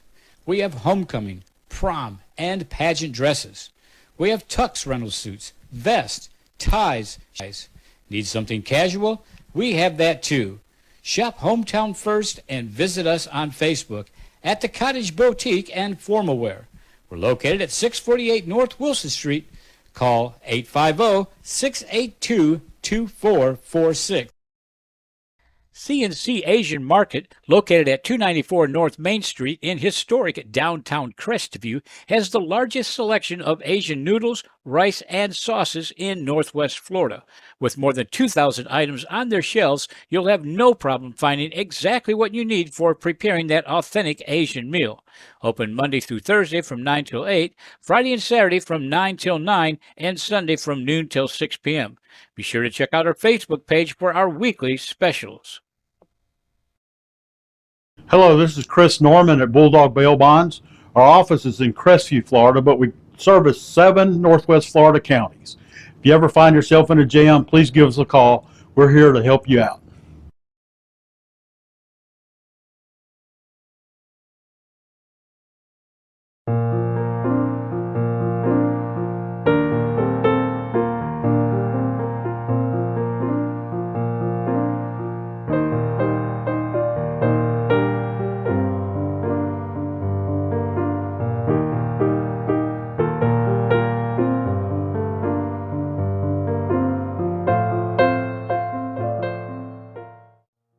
Congratulations, Crestview's very own Dixie Dan Powell of Powell Injury Law, for your recent jury verdict of $11.5 million for your client from a death and injury against an inflatable amusement company. Recognized in 2017 as one of the top 100 civil trial lawyers in the state of Florida, and Dixie is AV preeminent rated. Dixie Dan Powell works tirelessly for his clients, as is evident by this extraordinary verdict. If you're taking your case to trial, be prepared. Contact Dixie Dan Powell and Powell Injury Law, 850-306-2667. Back Home Bakery Cafe is 2 blocks from the courthouse on Crestview's historic Main Street. We serve handmade pastries, espresso, and lunch items, and we're open Tuesday to Saturday from 7 a.m. to 4 p.m., serving lunch from 11 to 2. We hope to see you soon.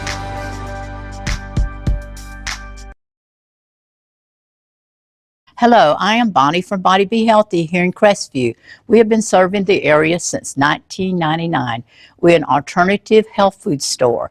If you're interested in bettering your health, we'd like to invite you to stop by. We're located in Court Plaza. Stop by and let us help you be healthy. I'm Amanda Gaskin with Briar Patch Realty. Helping qualifying heroes save money is my passion. When I help a hero buy or sell a home, they receive a check from Homes for Heroes. Check out amandasheroes.com for more information.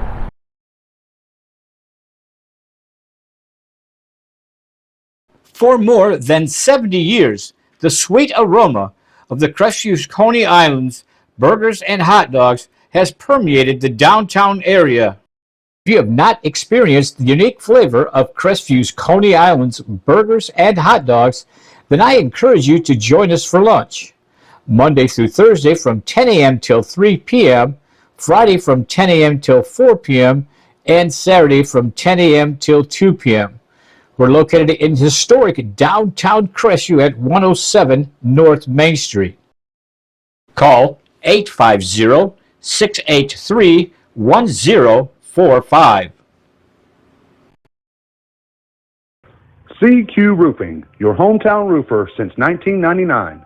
We're state licensed and insured, family owned and operated with 24 years of local service. We specialize in shingles and metal, re-roofs, repairs, and leak specialists. For all of your roofing needs, call us today or visit our website at cqroofing.com. CQ Roofing, your hometown roofer. Dave's Tire Pros makes buying tires simpler. They offer a straightforward approach to tire and auto service that includes nationwide warranties, a hassle-free experience, and a great selection of Michelin tires. No matter what you drive or where you have driven, Michelin has a tire to fit any need. Visit our store in Crestview or online at Dave'sTirePros.com. Tire Pros love the drive. Hey, I'm David at Family Vision of Crestview. We've been providing excellent optical service for Northwest Florida for over 34 years. Come in and let us take care of you.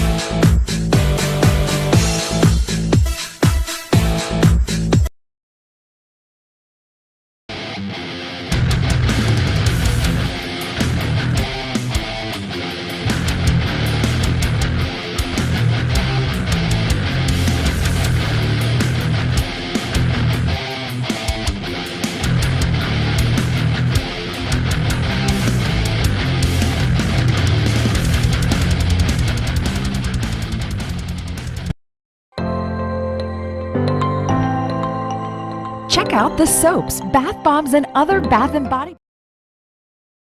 Judge, this is Mr. Flynn Smith before the court. Mr. Smith is here in 22 CF 1956 as our primary operative case that we've been working on. We left it on today's date because we have been trying to resolve this matter. We are unable to do so at this point. We are going to move on to the next round of depositions that we learned of witnesses in our last round of depositions. That's going to put me in a position with the schedule that I must ask for a continuance until January 8th. If we do reach a resolution, then we could always add this on to an earlier date in December. But if we are going to stay on the same track for depositions, then that would bring us back to court on January 8th. Okay. Mr. Smith, you understand what Mr. McKinney's doing on your case? Yes, sir. I'll see you back here no later than January 8th. Sir. Thank you, sir. Eric Smithwick.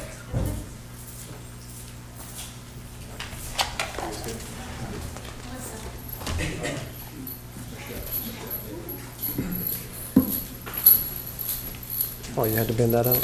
You bent it all up? That's okay. Hold on just a second. I gotta unbend it.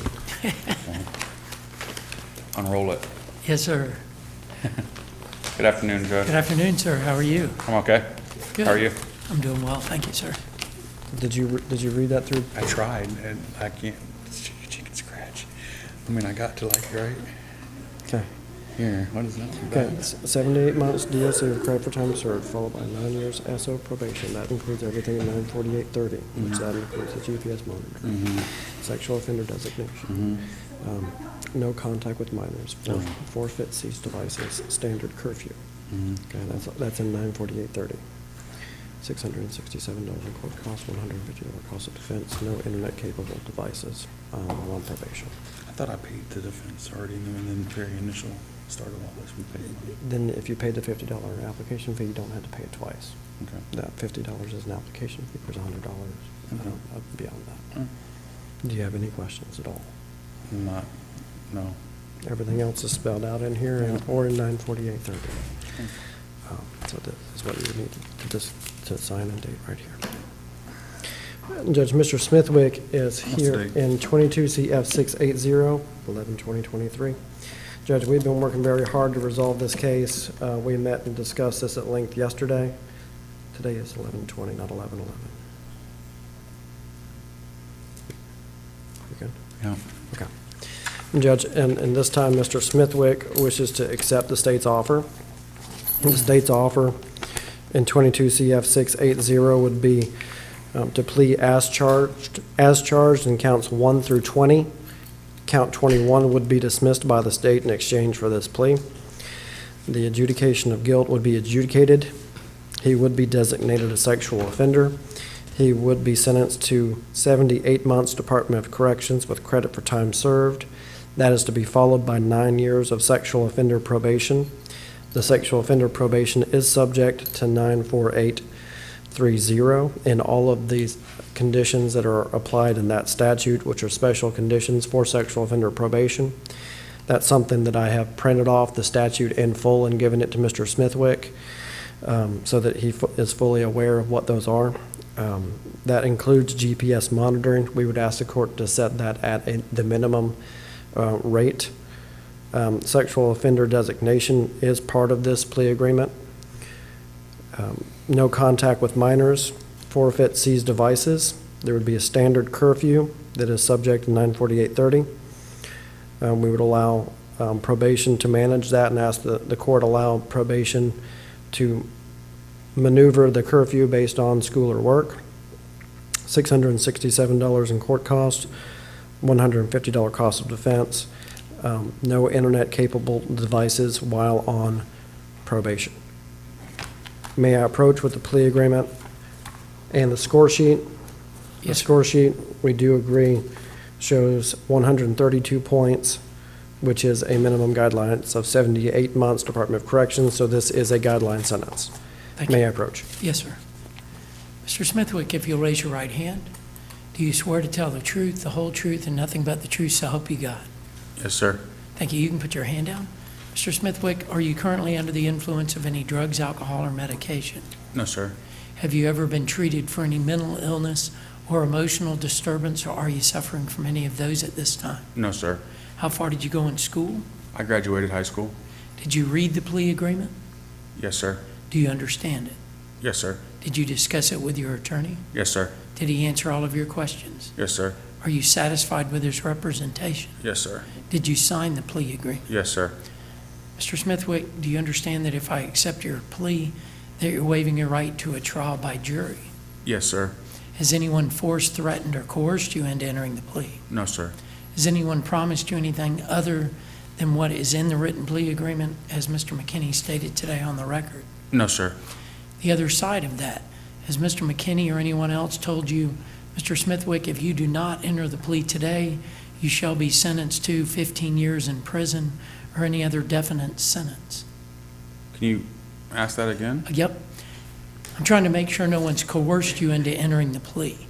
So has anyone told you if you don't enter the plea today that you're going to be sentenced to some huge number of years in prison?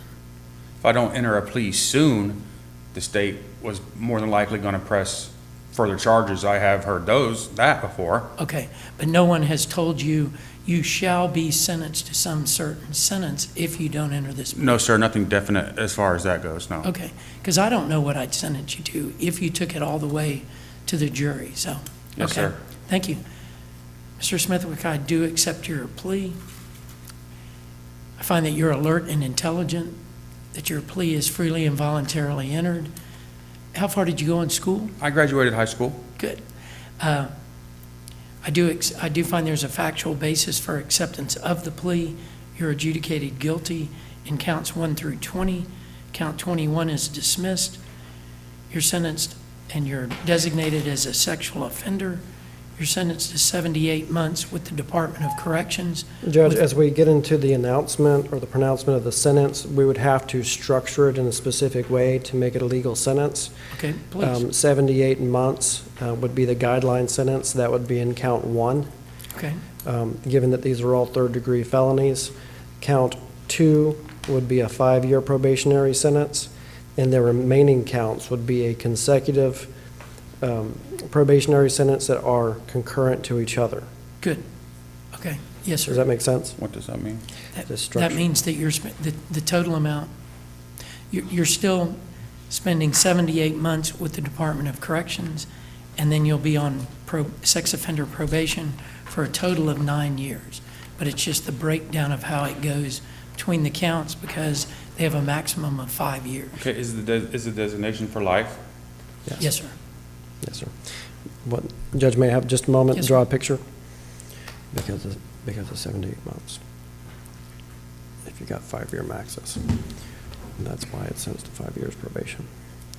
And then the rest of them are all 4 years concurrent. That gets you to 9 in a legal way, based on what the state attorney is seeking and offering. Right. So you don't serve any additional time. There's nothing different from what we talked about. 78 followed by 9. Served and all that. Yes, sir. Yes, sir. You do get credit for all time served. I'm glad you said that. And gain time as well? That will be up to the prison to do that. Okay. It is not a mandatory minimum sentence. Right. So you will get gain time. Mr. Smithwick, you asked, is the sexual offender designation for lifetime? And I answered yes. Do you still wish to enter the plea?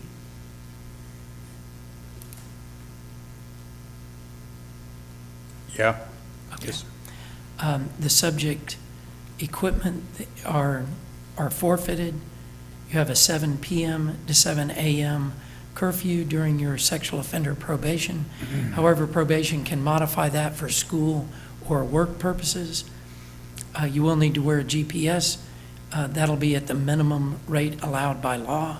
You'll need to pay the court cost, $150 public defender's fee. You'll have no internet-capable devices during your supervision. Okay. Anything that I missed from Mr. Given the cost of the GPS monitoring and that Mr. Smithwick is not going to be immediately employed upon his release, we would ask the court to waive the cost of supervision. Okay. Mr. Smithwick, I'll waive the cost of supervision for the first 2 years, but then you'll need to pay it after that. If you don't have a job after about a year, file a motion with the court and say, Judge, I still don't have a job, here's why. Will you waive the costs in the future? Okay. And I will be available for, if I successfully. You could always petition the court for early termination if you have completed all requirements and have not violated the supervision in any way. You can always petition the court and then bring it back before the court to request that. Okay. Yes, sir. Mr. Smithwick, you do have 30 days to appeal this judgment and sentence. If you wish to appeal, it must be in writing. If you cannot afford an attorney to represent you for that appeal, one may be appointed for you. Do you understand your appellate rights? Yes, sir. Okay. Do you understand what I meant? Yes, sir. I have the right to appeal within 30 days this Good. this decision. Yes, sir. Correct. And if I can't afford an attorney, one will be appointed to me. Right. Thank you, sir. Thank you, sir. You're going to step over here? Antonio Swain.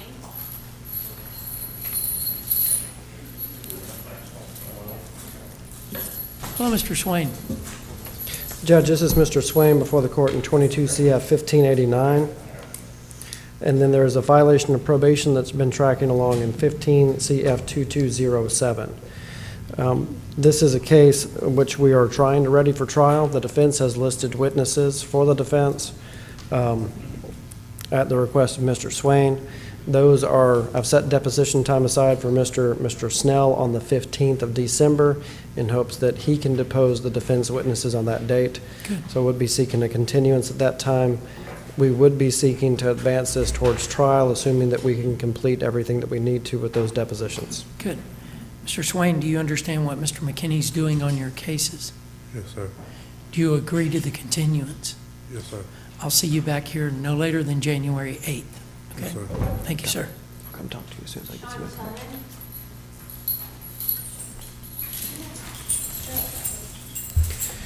Judge, this is Mr. Tillman. Mr. Tillman is before the court in 3 case numbers, 23 CF 1697, and 2 violations of probation, which are 22 CF 1348 and 18 CF 2512. Tentatively, there's an agreement, and that's something I've discussed with Mr. Tillman yesterday at the jail, to resolve the VOPs separately from the new law offense, because that would change how his score sheet is reflected. I would request that we be allowed to enter that admission in 2 days on the 22nd so that I can work on the score sheet with Mr. Snell. Good. To make sure that we are in agreement on the numbers before we do that.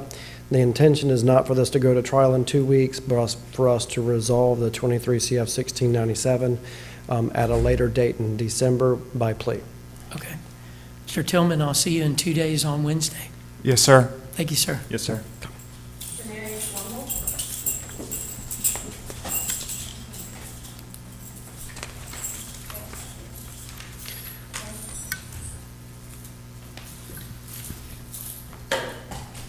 Hello, Mr. Womble.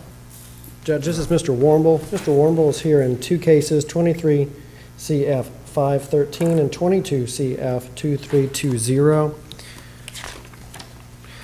23 CF 2320 is an August 2022 arrest date. We are still awaiting FDLE lab results related to that trafficking.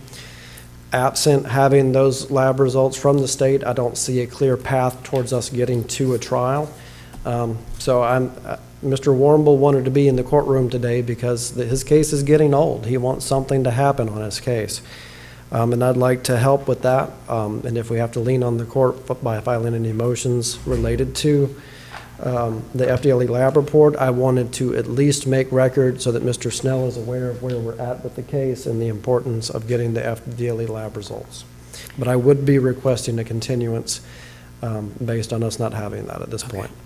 Mr. Womble, the court is passive in substance but active in procedure.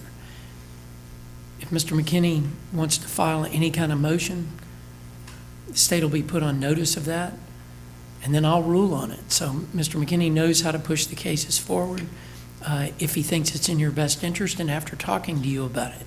There's probably an upside and a downside to doing that, and that's why he's probably hesitated on pulling that trigger. And Judge, I want to review this with Mr. Snell, given that he's been assigned to the case now. I want to go through that fully before I start filing motions to make him do things. So I want to make sure that we're completely up to speed as we get closer to January. Okay. Mr. Womble, I'll see you back here no later than January 8th. Okay, thank you. Thank you, sir. Thank you.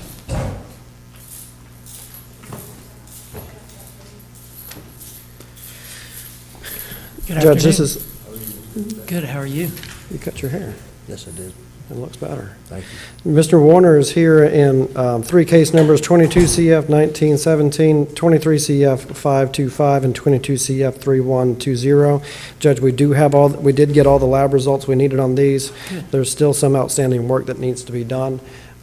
Based on discussions with Mr. Warner, I'm going to request a continuance today, but these are cases that I'm going to be working with Mr. Snell in between now and when we come back to see if we can resolve the matters.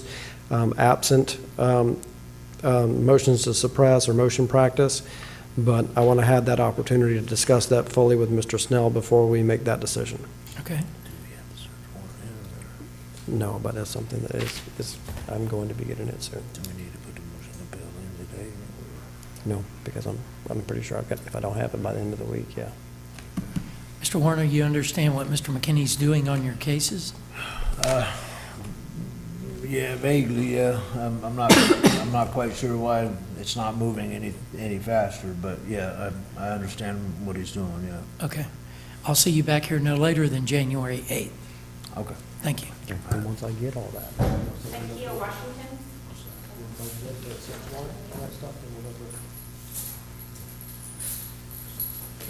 Judge, this is Mr. Washington. Mr. Washington is before the court in two case numbers, 23 CF 1691 and 23 CF 699. Judge, we are currently not on Your Honor's trial docket for these cases. I did pass this over today to discuss the case with Mr. Snell further as a status. We are in a position that we don't have an agreement at this time. So I'm going to be requesting a continuance today until January 8th so that I can go through the body-worn camera footage with Mr. Washington to see where we're at with it. This is a case that we would be ready for trial in January if we're not able to resolve it. Okay. I have completed depositions. Okay. So you're ready to go to trial next time? Yes, sir. Okay. Mr. Washington, I'll see you back here no later than January 8th, and I'm putting trial that month. And Judge, if we're able to resolve this matter once I sit down and discuss this with Mr. Snell, then may we have a December date for entry of a plea if we reach an agreement? Absolutely. Mr. Washington, if the state offers you something that you want to accept, Mr. McKinney can set a hearing well before January.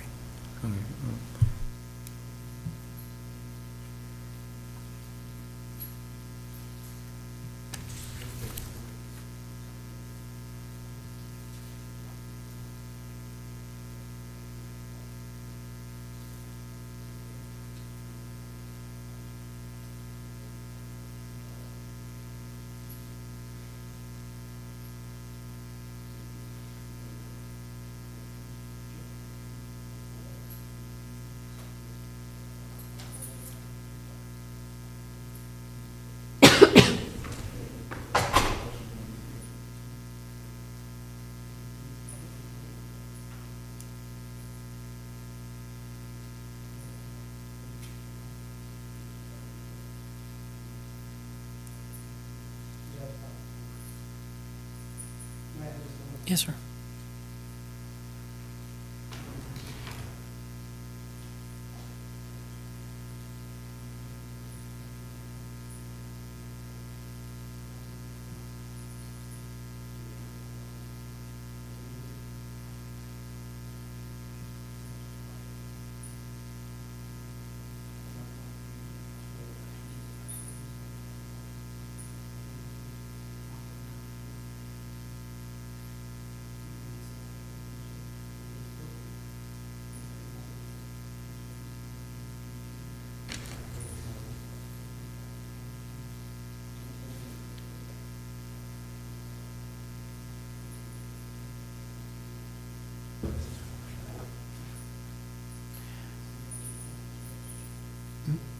Mr. Washington? Sir?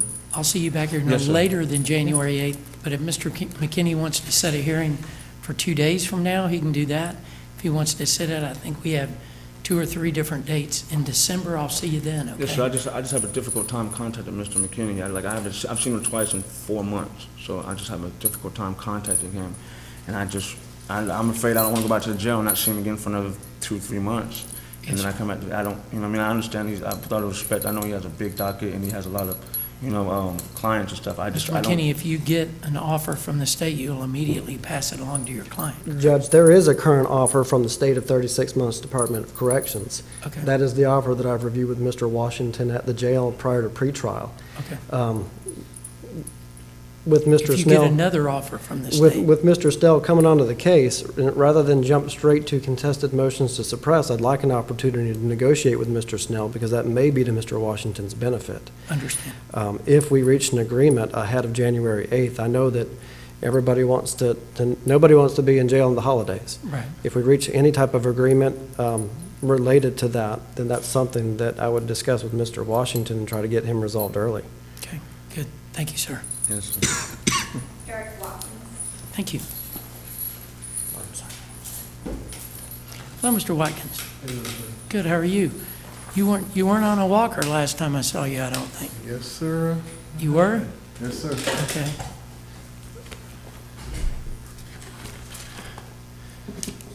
Just lost a lot of weight. Oh, good. You are, Excellent. You are losing weight. Judge, Mr. Watkins is before the court in two case numbers, 23 CF 1690 and 21 CF 2598. Judge, Mr. Watkins had previously been before the court, and he is seeking to plead to the bench without an agreement with the state for us to have a sentencing hearing at a later date. We have preloaded the mitigation report. That means we already have it. We don't have to delay that time. So I believe that we could shoot for December 14th at 2:30 if we have time in the afternoon for a contested sentencing hearing. Yes, sir. Things at issue that the court should be aware of is that in 21 CF 2598, Mr. Watkins is serving the probationary part of a reverse split sentence. And that's something that we did research in the 948-012. I've discussed that with Mr. Watkins. I've discussed the language in there being may instead of must and shall, and what discretion the court has related to a split sentence. And in 23 CF 1690, that is a new law offense, not a violation of probation, where Mr. Watkins would have to present evidence for a downward departure if he were to seek anything other than a guideline sentence. Those are all things that I don't want to argue about today, but it's something that the court should be aware of as it's accepting a plea that's open to the bench. Thank you. Mr. Watkins, if you'll raise your right hand, do you swear to tell the truth, the whole truth, and nothing but the truth, so help you God? Yes, sir, I do. Thank you, sir. You can put your hand down. Mr. Watkins, are you currently under the influence of any drugs, alcohol, or medication? No, Your Honor. Have you ever been treated for any mental illness or emotional disturbance, or are you suffering from any of those at this time? At this time, no, sir. Okay. Have you ever been treated for a mental condition? Yeah, I admitted myself to Bridgeway voluntarily because of my history, as we would discuss later. And I am, they did give me medication, and I have been diagnosed at late correction back in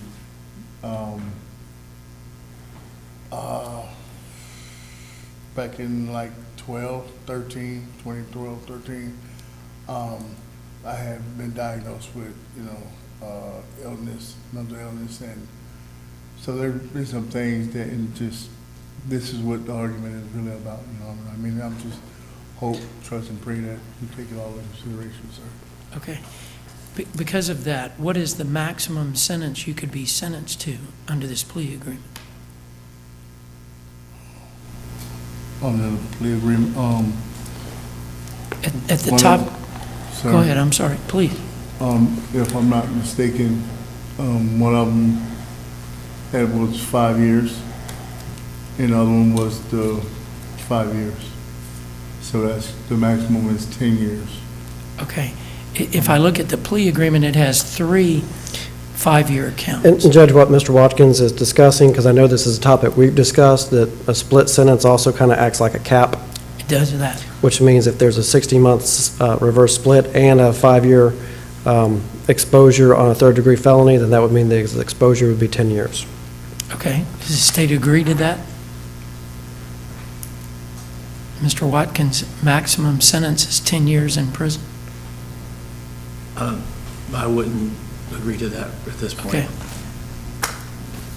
Then how can I look at Mr. Watkins and say, yep, you knowingly know what you're getting into, if we can't tell him that? He's got a reverse split.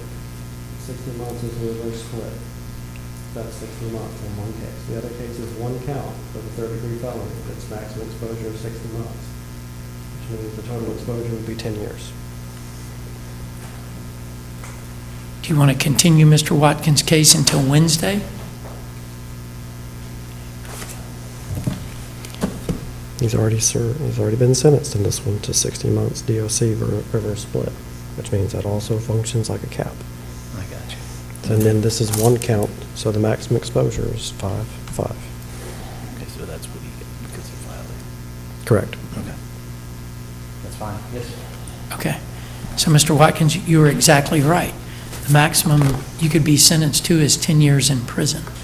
Do you still wish to enter the plea? With the knowledge that we're doing an open plea and. Yes, sir.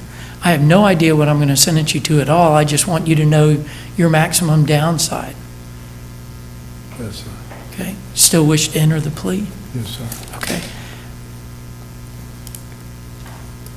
Okay, let's, and I'm doing this on the record and with you here to make sure I understand. Well, for one thing, you've got a score sheet. What does Mr. Watkins' score sheet show as far as the lowest permissible prison sentence in months? The score sheet that's been provided in 23 CF 1690, which is the new law, includes the violation points on it and comes to 110.1 points. That equates to a minimum guideline sentence of 61.57 months in the Department of Corrections as a minimum guideline sentence. Okay. And because the 61.57 is more than the 5-year max, then that becomes the new max. Is the score line, the score sheet. Correct. Okay. But effectively, that score sheet is in 23 CF 1690, then the reverse split controls in the other case numbers with the 60 months because it functions like a cap. Okay. But then it's not a 10-year max, it's 11 years, 0.57, correct? 61. 0.57. 61.57, so that's 10 years, 1 month, and... That's 5 years. Correct. And then it'd be 10 years, 1 month, I got you. Okay. 61.57 is 5 It's years months. in 1.5 months. Okay. So, Mr. Watkins, the maximum you could be sentenced to would be 10 years and 1 month and 1.57 months. Do you understand that? 10 years, 1.57 months. Yes, sir. Okay. The reverse split. So how does the reverse split differ from a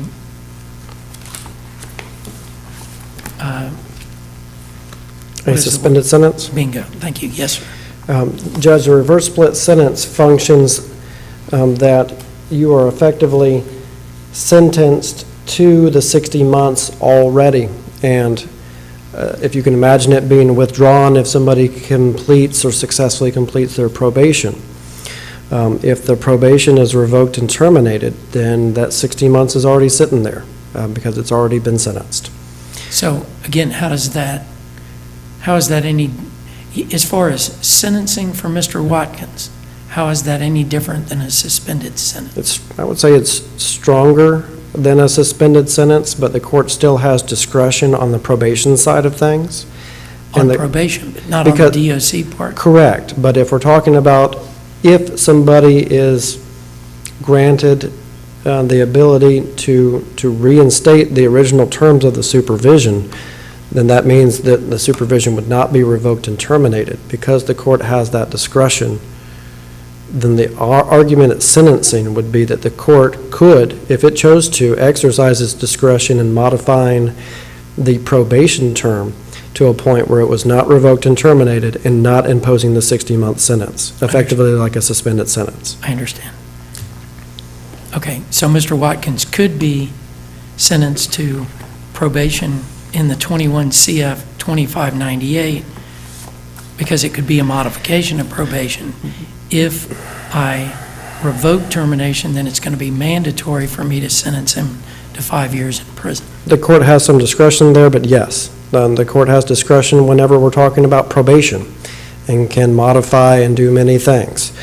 So that's effectively the argument at sentencing, that the court has that discretion and can do that if it chooses without pulling the revoke and terminate trigger that automatically kicks in the 60 months.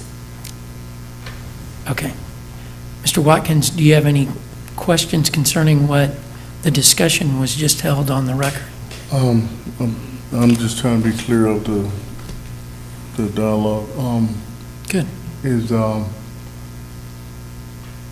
So it's saying that it could possibly be modified, the probation part, considering what we discussed as far as the treatment? Correct. And this is the discussion that we've had with Mr. Watkins at length. I've discussed this with him and understanding the ins and outs of what the court can't do here, and what a sentencing hearing would sound like if we're asking for a modification to include inpatient treatment, which is what the court would hear at a sentencing hearing. Okay. Mr. Watkins, any other questions? Would I still have to do the prison, because Your Honor, he just said that it would be mandatory? If he revokes and terminates the supervision. Okay. Then the 60 month is already there. He would go down the road for 60 months. But at the sentencing hearing, we would have the opportunity to ask the court to modify the existing supervision to include drug treatment like you've asked. And then there wouldn't be any prison sentence on that case? If I just modify probation? Correct. Okay, so, okay. That's exactly the exact same thing that we've talked sir. back and I forth. apologize. That's how. No, Mr. Watkins, I'm doing all this for you as well as for me, so.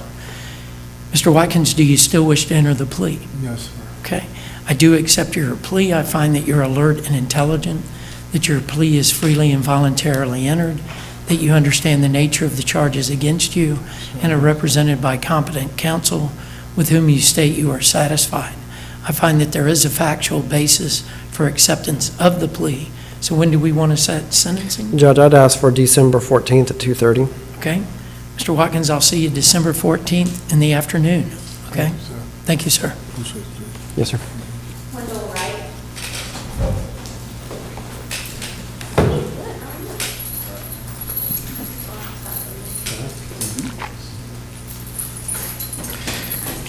Hello, Mr. Wright. Judge, this is Mr. Wendell Wright before the court in 3 case numbers, 20 CF 3187, 21 CF 1772, and 20 CF 2804. To make record for Your Honor, Mr. Wright is currently under sentence. He was sentenced to 15 years Department of Corrections, followed by 7 years probation in a separate case number after a jury trial. These are the remaining cases on Your Honor's docket. In discussing this case with the state, moving into today's court date, the state is in a position, and I will let the state speak for themselves here, to make a concurrent offer to Mr. Wright related to the remaining cases, and I've discussed that with Mr. Wright. That does not mean that Mr. Wright wishes to move forward and enter a plea to those cases based on my discussions with Mr. Wright, but I wanted to make a clear record of exactly where we're at. Okay, to the state. That's correct. If you would, as of today, the state's offering him a concurrent sentence on the remaining 3 charges for what he's already been sentenced. Okay, so if Mr. Wright accepted that, then he would be adjudicated guilty. He would be sentenced to 15 years DOC, followed by 7 years of probation. Judge, I believe that the agreement, as I understood it, was just a 15-year concurrent DOC sentence without the imposition of probation on the back end. Okay, to the state? That's correct. Okay, so adjudication of guilt, 15 years Department of Corrections, with credit for all time served, and he'd have to pay 3 times the court cost, a total of $350 public defender's fee. He'd have to pay the probationary cost. Well, no, I'm sorry, there isn't any probation for that. So adjudication of guilt, 15 years in prison, 3 times the court cost, $350 PD fee, correct? Correct, and to be clear on the record, most of these, with the exception of 1, are third-degree felonies. There is only 1 second-degree felony that is currently charged. So I'm assuming that that would be a 15-year concurrent offer in 20 CF 2804, and the remaining cases would be structured as a sentence that is concurrent with what she is already sentenced for. Okay. Certainly all would be credit for all times. Correct. Okay. Mr. Wright, it's up to you. What do you wish to do? No, Your Honor. No, sir, not this time, no, sir. Okay, so you want to go to trial? Yeah, Your Honor, the state, not this state's attorney, but. Well, to make record with Mr. Wright, we're not set for trial in 2 weeks. Right. We wouldn't be setting these for trial in January, giving us time to prepare. Right, I understand. Yeah, because, Your Honor, we started at the end of this thing. The state forced us to trial at the end of these cases when the reason for the last case that we went to trial for was these cases. So I've never even looked at these cases. We've never seen most discoveries. I've never seen anything to do with these cases. We started at the end of the book instead of reading from the beginning, and that's where this has all happened. So, okay. No, sir, no, sir. Okay, so I'll see you on January 8th, and we'll be looking at going to trial as soon as your attorney's ready. Yes, sir. Thank you, sir. If we happen to reach agreement ahead of January 8th, may we schedule this for an earlier date? Absolutely, yes, sir. If we need any motion practice ahead of January 8th, then we'll try to schedule that in the December dates as well. Good, thank you. Thank you, sir. Appreciate it. Sir.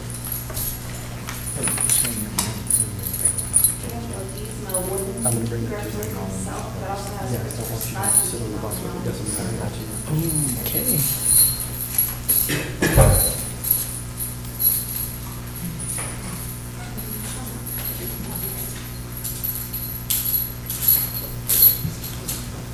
Right here.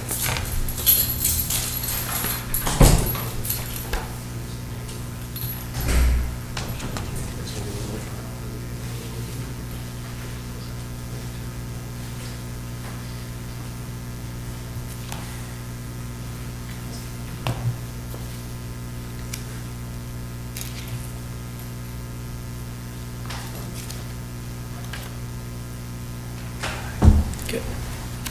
Mr. Wooden, let me make sure that your attorney's on Zoom, okay? Your standby attorney is on Zoom.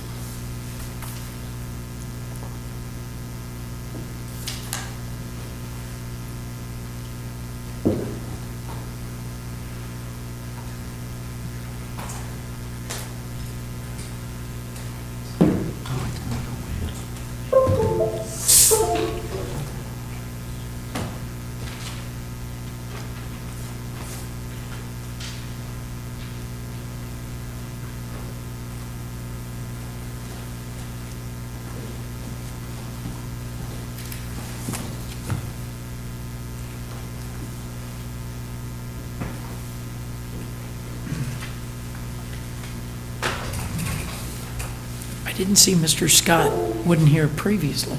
No, Judge. Okay. I've never seen him on Zoom today. I didn't either. And Mr. Wooden's case is 18 CF 2872. Mr. Wooden, what do you wish to do on your case? Do you want me to start heading toward trial in January, and I'd see you on January 8th, and that'd be a pretrial conference? What do you wish to do? Your Honor, at this point, I'm only requesting dismissal and acquittal. Other than that, the court has to do whatever else. Because Your Honor, if I may, I'm sorry, I'm representing the state in place of Miss Michelle Sandler. I believe this court sua sponte ordered a competency evaluation for Mr. Wooden. Right. What is the status? We do not have, as of right now, Ms. Sandler has relayed to me that we do not have a completed competency evaluation. She doesn't see one filed in Benchmark. The order appointing an expert was filed on 8/31 to Dr. Zeman with a report due by October 2nd, but we have not heard anything. Wow. Okay. And that arose after the last hearing I had with Mr. Wooden. I was concerned. That's correct, Your Honor. Okay. Mr. Wooden, I'm going to continue your case for 2 days, okay? So I'll see you on Wednesday. I'll try to get in touch with that psychologist or psychiatrist, find out where we are on that, and then I'll report back to you on Wednesday, okay? I have the objection that, Your Honor, by the law, October 2nd was the due date for that, sir. So I won't be Therefore, I won't be applying or speaking to nobody about this, sir. I'm only requesting the dismissal. Other than that, sir, we can speak to the superintendent, chief of justice, stuff like that. If you refuse to speak to the psychologist, and I don't have any report that you've done that, but it sounds like that you may intend to do that, then, I'll just have to figure out what I can do as far as moving forward.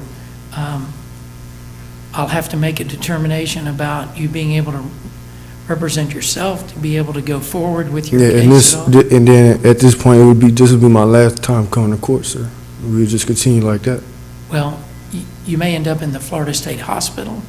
I don't know what my options are, but I hope that you'll talk to the doctor that I send over there. Not talking to no doctor. We can get the superintendent on the line, the commission. From here, if you keep threatening me, then we'll just use the Justice Department, and we just go from there, sir. Okay. At this point, I'm scared of your competency. You being biased. You need to go in front of the commission, and I don't know when the last time you had an update in your position, sir. Right now, okay, and you're not fulfilling your duties as an American judge on stand, sir. And you raised the commission last time. No, I asked you to, if we being Pacific, I asked you to contact the superintendent while we was on the phone. While we was in trial, which is completely plausible by you at the time, and you proceeded as if you didn't understand what I was saying. That's exactly what happened. Well, that's true. I don't know who the superintendent is. I think I asked you who that was, and you expounded on it at that time, and it didn't make sense who that was in relation to the court. Mr. Wooden, I'll see you in 2 days. I want to hear what the status of the evaluation is. If you haven't volunteered in the past to cooperate with them, or if you don't in the future, but let me just see where I am. I don't know what's happened in that regard. So I'll see you in 2 days. Ain't nothing wrong with my competency. There's no reason for me to see a doctor, sir. Okay. Or whatever it is. I've ordered it, so you'll need to see a doctor. No, I don't. Where's your ruling? Who stated this? You have to go in front of the commission, and you passed the due date, sir. It's over with. It's time for a dismissal. It's the only thing that's recommended right here, sir. No, sir. Mr. Wooden, I'll see you in 2 days. No, you would not. You would not see me. Sir, come on. Break this way. You would not see me in 2 days. Stop fucking touching me, bro. Come on, Don't man. fucking touch me. Come on.